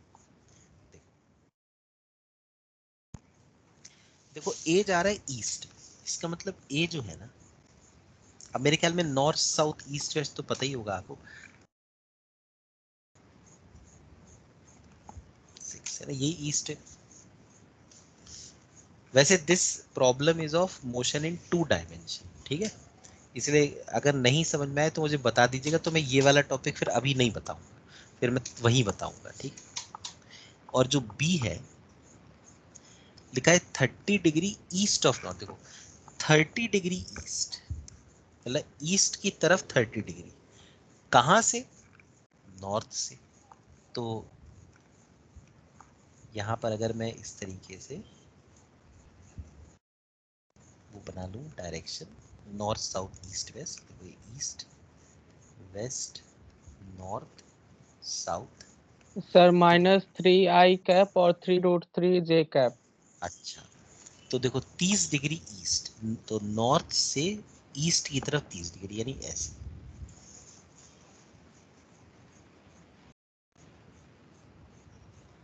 है ना, और ये है 6, ये है बी की वेलोसिटी। समझ में आया ए और बी दोनों का।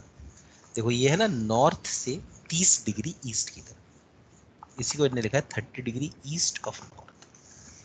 तो यहाँ मैं लिख सकता हूँ वेलोसिटी ऑफ ए को 6i कैप, और जो b है उसके कंपोनेंट्स कर लेते हैं। कंपोनेंट लेना शायद आप लोग पता आता होगा, 6 cos 30, जो भी थीटा के बगल वाला होता है ना वो cos वाला होता है, और 6 sin 30।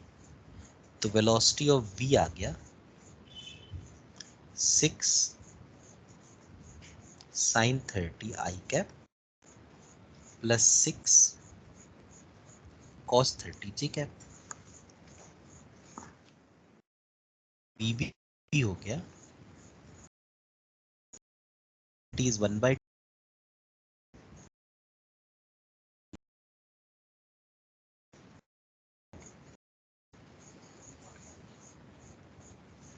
तो वेलोसिटी ऑफ b आ गई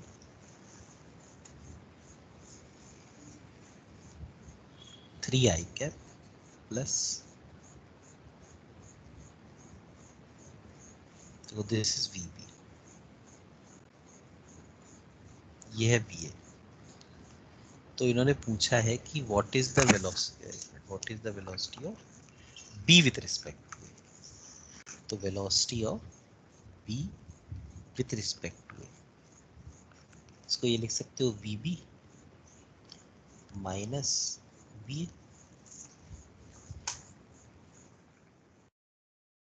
तो इसको क्या लिख सकते हो, vb मतलब 3i cap plus 3√3 j cap minus va का मतलब 6i कैप। हाँ तो किसी ने आंसर दिया था -3i कैप, यस है ना। अब अगर इसको जैसे अपन वैसे लिखना चाहे ना, मैं आपको वैसे भी लिख के दिखाता हूँ। देखिए -3i कैप का मतलब इस तरफ 3,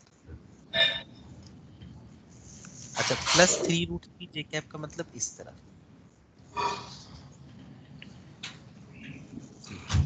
यानी नेट मिला के इधर आया कितना, square root of 3 square plus 3√3 square, तो 9 प्लस 20,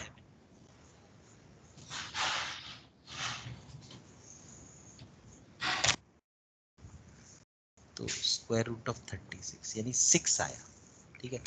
और ये एंगल अगर मैं सपोज थीटा ले लूं तो tan थीटा आया 3/3√3 यानी 1/√3, यानी थीटा की वैल्यू 30 डिग्री आ गई, ठीक है। तो अब इसको ऐसे बना दिया जाए, देखो ये है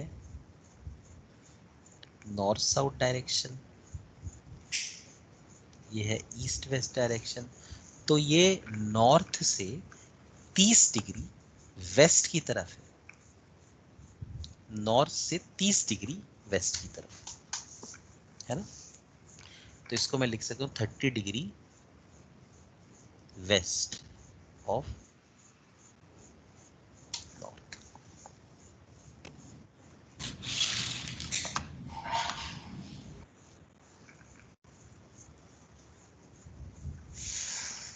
सर रेन मैन प्रॉब्लम जो आता है उसमें भी तो इस टाइप का ही क्वेश्चन रहता है ना। हाँ हाँ बिल्कुल सही कह रहे हो, इसी टाइप का क्वेश्चन रहता है। तो सिर्फ रिलेटिव वेलोसिटी निकालने वाला लॉजिक समझ में आया। जैसे एक और देखते हैं, ठीक है। रिलेटिव वेलोसिटी, रिलेटिव एक्सेलरेशन, बस एक में से दूसरे को सब्ट्रैक्ट करना होता है। अब जैसे सपोज एक और क्वेश्चन देख लो, ये कार है ए, इसका एक्सेलरेशन इस तरफ 2 मीटर पर सेकेंड स्क्वायर है।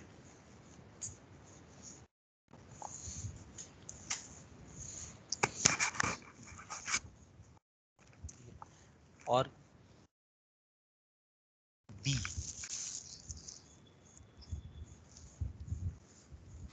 का एक्सेलरेशन इस तरफ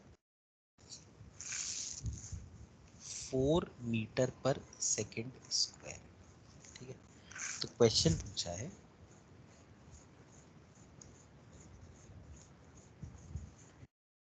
कि find acceleration of B with respect A. 4j cap minus 2i cap. बड़ा ही आसान क्वेश्चन है। एक्सेलरेशन ऑफ ए को हम लिख सकते हैं 2i cap, acceleration of B को लिख सकते हैं 4j कैप। तो acceleration of B with respect to A it is written as 4j cap minus 2i cap. ठीक है ना? ख्याल में समझ गए होगे यार। अब ये तो मतलब रिलेटिव में कोई वैसे थ्योरी एज सच नहीं है। थ्योरी तो यही है, बस वो क्वेश्चन ही है फिर, है ना? जैसे एक और क्वेश्चन देख लो, बड़ा कॉमन क्वेश्चन है ये वाला। ये है कि अ police car is moving with a speed of 30 kilometer per hour and it fires a bullet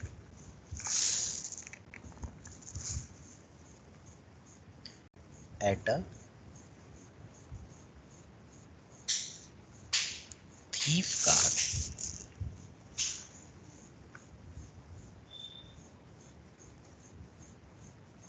which is moving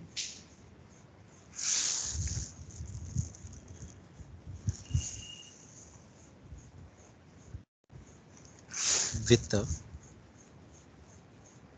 speed of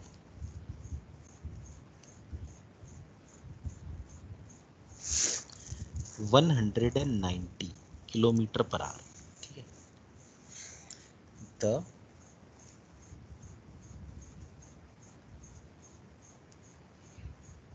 muzzle velocity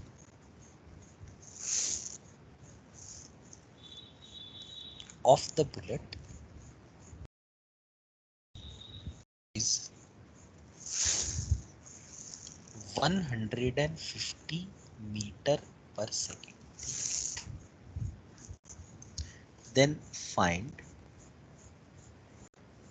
the speed with which the bullet hits the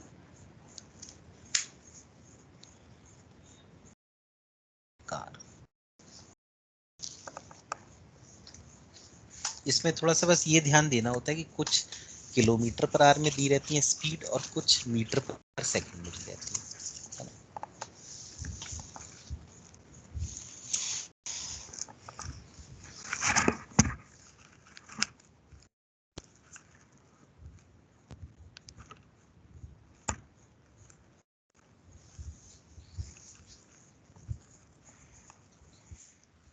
So 100 per second. यार answer तो पता नहीं, अभी कर लेते हैं। बस तुम्हें इसमें सबको कन्वर्ट कर लेना उसमें मीटर पर सेकंड में चाहो तो।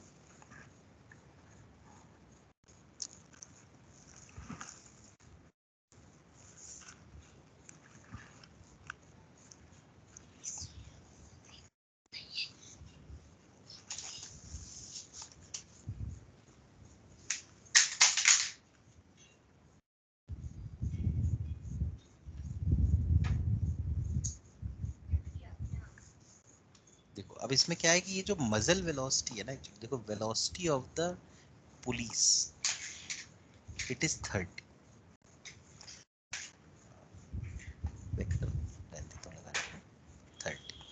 Kilometre per hour. तो इसको इनटू में अगर 5/18 कर दूं तो ये मीटर पर सेकंड में आ गया है ना। तो 3 6 and 3 10 तो दिस बिकम्स 50/6।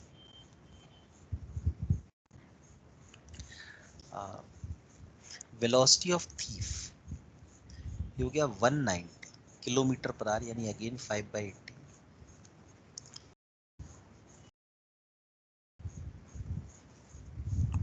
ये तो शायद 3 से भी नहीं जाएगा ना। किलोमीटर पर आवर में ही रख लो, 150 मीटर पर सेकंड को उसमें कन्वर्ट कर लो किलोमीटर अच्छा अच्छा अच्छा, हाँ ये भी कर सकते हैं यार, सही बेटर कह रहे हो। रहेगा। चलो कोई नहीं, अब कर ही दिया तो बाय 80, ठीक है। इसको भी मैं फिर 150/18 लिख देता हूँ, ठीक है। और ये देखो मजल वेलोसिटी जो है ना, मजल वेलोसिटी का मतलब है कि जिस वेलोसिटी से बुलेट गन से निकली, ठीक है, यानी ये है velocity of bullet with respect to the gun. ये दे रखा है 150। तो ये इसको ना मैं velocity of bullet minus velocity of gun लिख सकता हूँ। लेकिन अब जो गन है वो तो पुलिस वाले के हाथ में है, तो पुलिस वाले की वेलोसिटी तो यहाँ कितनी दे रखी है 150/18। तो velocity of bullet minus 150/18 is equal to 150। तो वेलोसिटी ऑफ बुलेट आ गई 150 प्लस 150/18। ये बुलेट की एक्चुअल वेलोसिटी है। अब ये बुलेट जाके थीफ की कार में लगी, तो वेलोसिटी तो थीफ के रिस्पेक्ट में क्या होगी velocity, velocity of bullet with respect to thief. तो ये आ गया 150 प्लस 150/18 माइनस, और थीफ की वेलोसिटी कितनी है 950/18। तो ये आ गया 150 माइनस 800/18, है ना, 150 माइनस 950 करके। तो ये अब मेरे ख्याल में सॉल्व हो जाएगा, आप लोग कर लेंगे ना। तो 2 9s और 2 ये 400 आ गया, 590 135 1350 माइनस 400 कितना आ जाएगा 950/9, ठीक है ना, हो गया। सर ठीक है, ओके।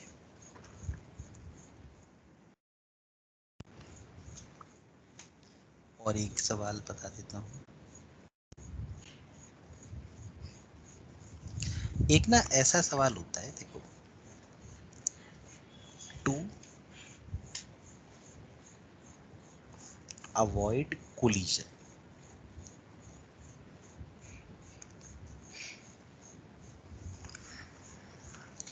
जैसे कभी ऐसा होता है कि मान लो सामने ये कोई ऑब्जेक्ट है, ठीक है, ये इधर जा रहा है किसी velocity suppose 5 metre per second से, ठीक है। अच्छा, इसके पीछे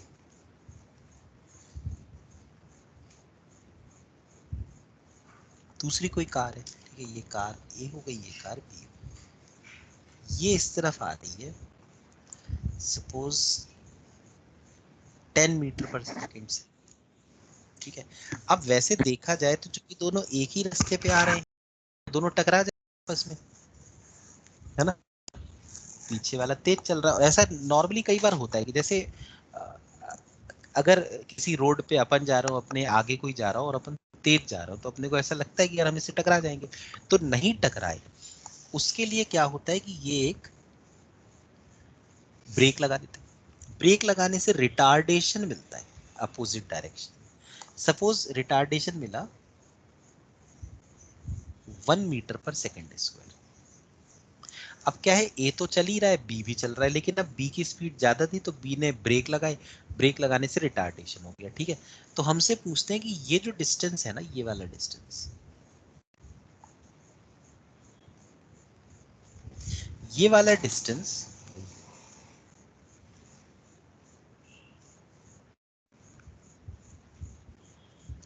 ये डिस्टेंस मिनिमम कितना होना चाहिए कि दोनों के बीच कोलिजन ना। ठीक है, मतलब क्वेश्चन होता है find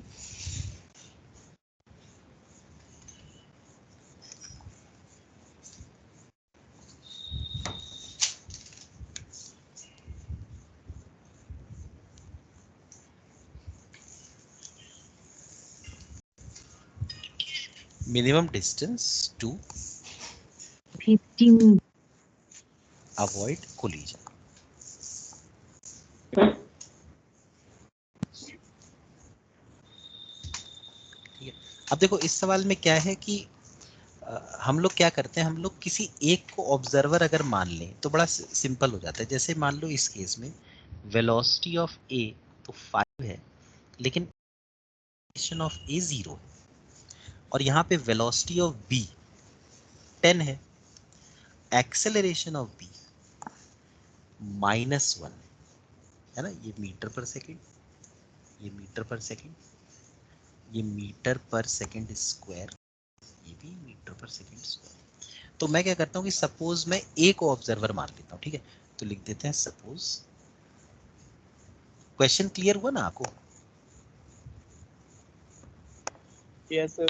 suppose A is the observer.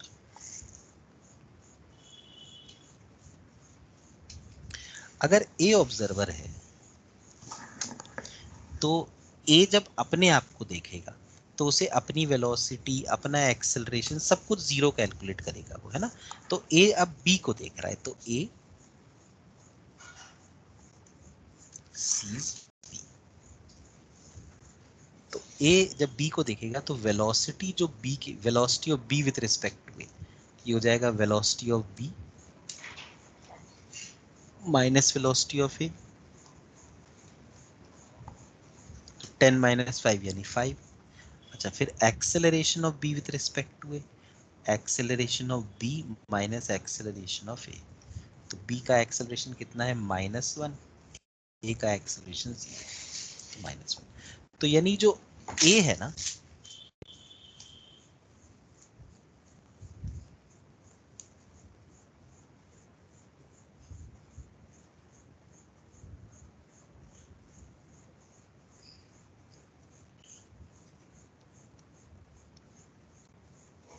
जो ए है ना वो कहेगा मैं तो रुका हुआ हूं, और ये बी मेरी तरफ आ रहा है 5 मीटर पर सेकेंड से, और इसका जो रिटार्डेशन है ना यानी एक्सेलरेशन इस तरफ जो है वो है 1 मीटर पर सेकेंड स्क्वायर। तो जैसे ही हम ये देखते हैं ना कि भाई इसकी वेलोसिटी और एक्सेलरेशन अपोजिट है, तो हम कहते हैं ये कुछ दूरी चल के रुक जाएगा, स्टॉपिंग डिस्टेंस। वो स्टॉपिंग डिस्टेंस कितना होगा, ये फॉर्मूला शायद आपने सुना होगा, u²/2a। तो 5 का स्क्वायर यानी 25/2 × 1 यानी 2, ये आ गया 12.5 मीटर, है ना। तो ए कहेगा कि ये जो बी है ना ये 12.5 मीटर चल के रुकेगा। तो अगर मेरे और इसके बीच का डिस्टेंस 12.5 मीटर या उससे ज्यादा हुआ तब तो मैं मतलब इससे नहीं टकराऊंगा, है ना। और अगर कम हुआ तो जरूर टकरा जाऊंगा। ये क्लियर हुआ? बोलो। यस। ठीक है, वैसे ना सवाल जब, अब इसमें देखो ये भी हो सकता दोनों अपोजिट डायरेक्शन में जा रहे हो, दोनों सेम डायरेक्शन में जा रहे हो, है ना। तो हमेशा यहां लिख देते हैं टू अवॉइड कोलिजन। कोलिजन कब नहीं होगा? टू अवॉइड कोलिजन जो डिस्टेंस है ना d दोनों के बीच का, it should be greater than और इक्वल टू v रिलेटिव का square upon 2 a relative.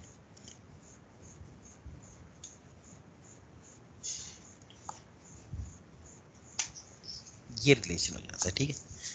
Relative velocity का square upon 2 times relative acceleration.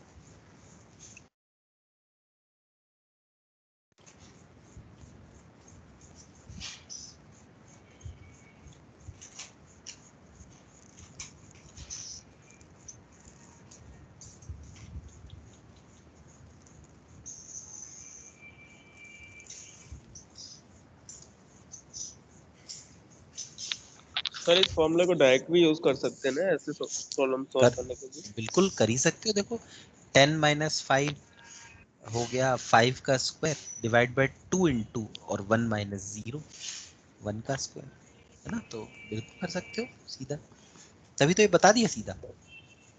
Yes ठीक है, हुआ क्लियर? बोलो। Yes sir clear. अच्छा, इसके बाद यार एक चीज होती है upstream and downstream.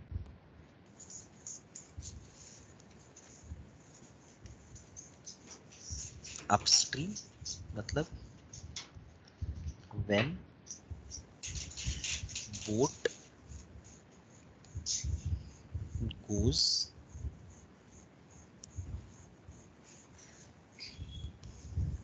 against the river flow। ठीक है, मतलब ऐसा कुछ हो गया कि सपोज ये एक पॉइंट ए है और ये पॉइंट बी है, एक बोट इस तरफ जा रही है वीबी से और रिवर ऐसे बह रही है वीआर से।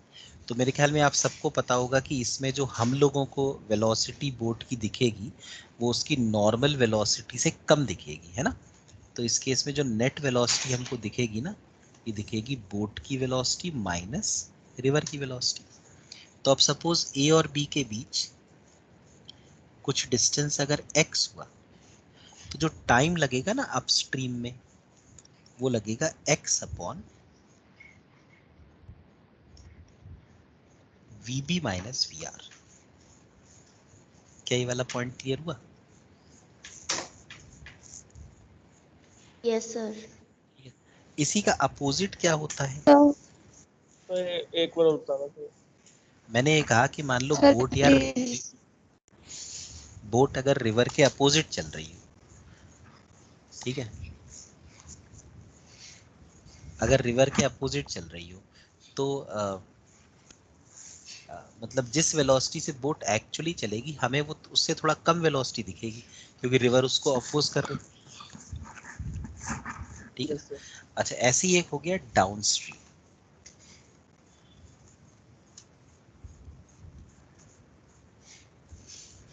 यानी when boat goes along the river।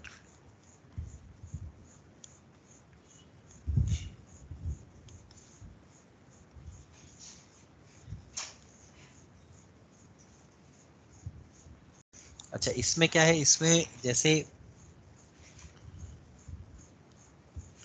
ये पॉइंट है ए, ये वाला पॉइंट है बी, रिवर ऐसे फ्लो कर रही है तो बोट भी उसी तरफ जाएगी जिस तरफ रिवर है।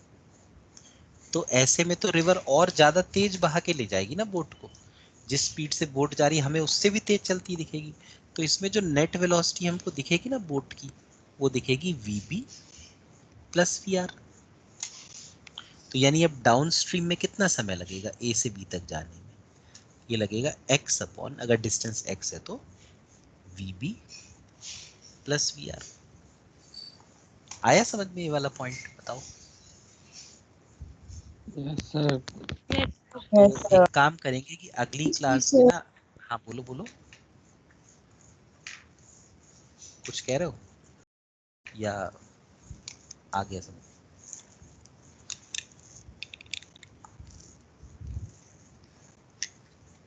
ठीक है, तो अगली क्लास में ना मैं देख लूंगा अगर रिलेटिव मोशन में और कोई पॉइंट बचा होगा ना तो वो भी करा दूंगा, otherwise we will start the new chapter. ठीक है, सर बोलो बताओ। सर आप नेक्स्ट क्लास में चैप्टर नेक्स्ट स्टार्ट करने से पहले थोड़े बहुत डाउट्स ले लोगे?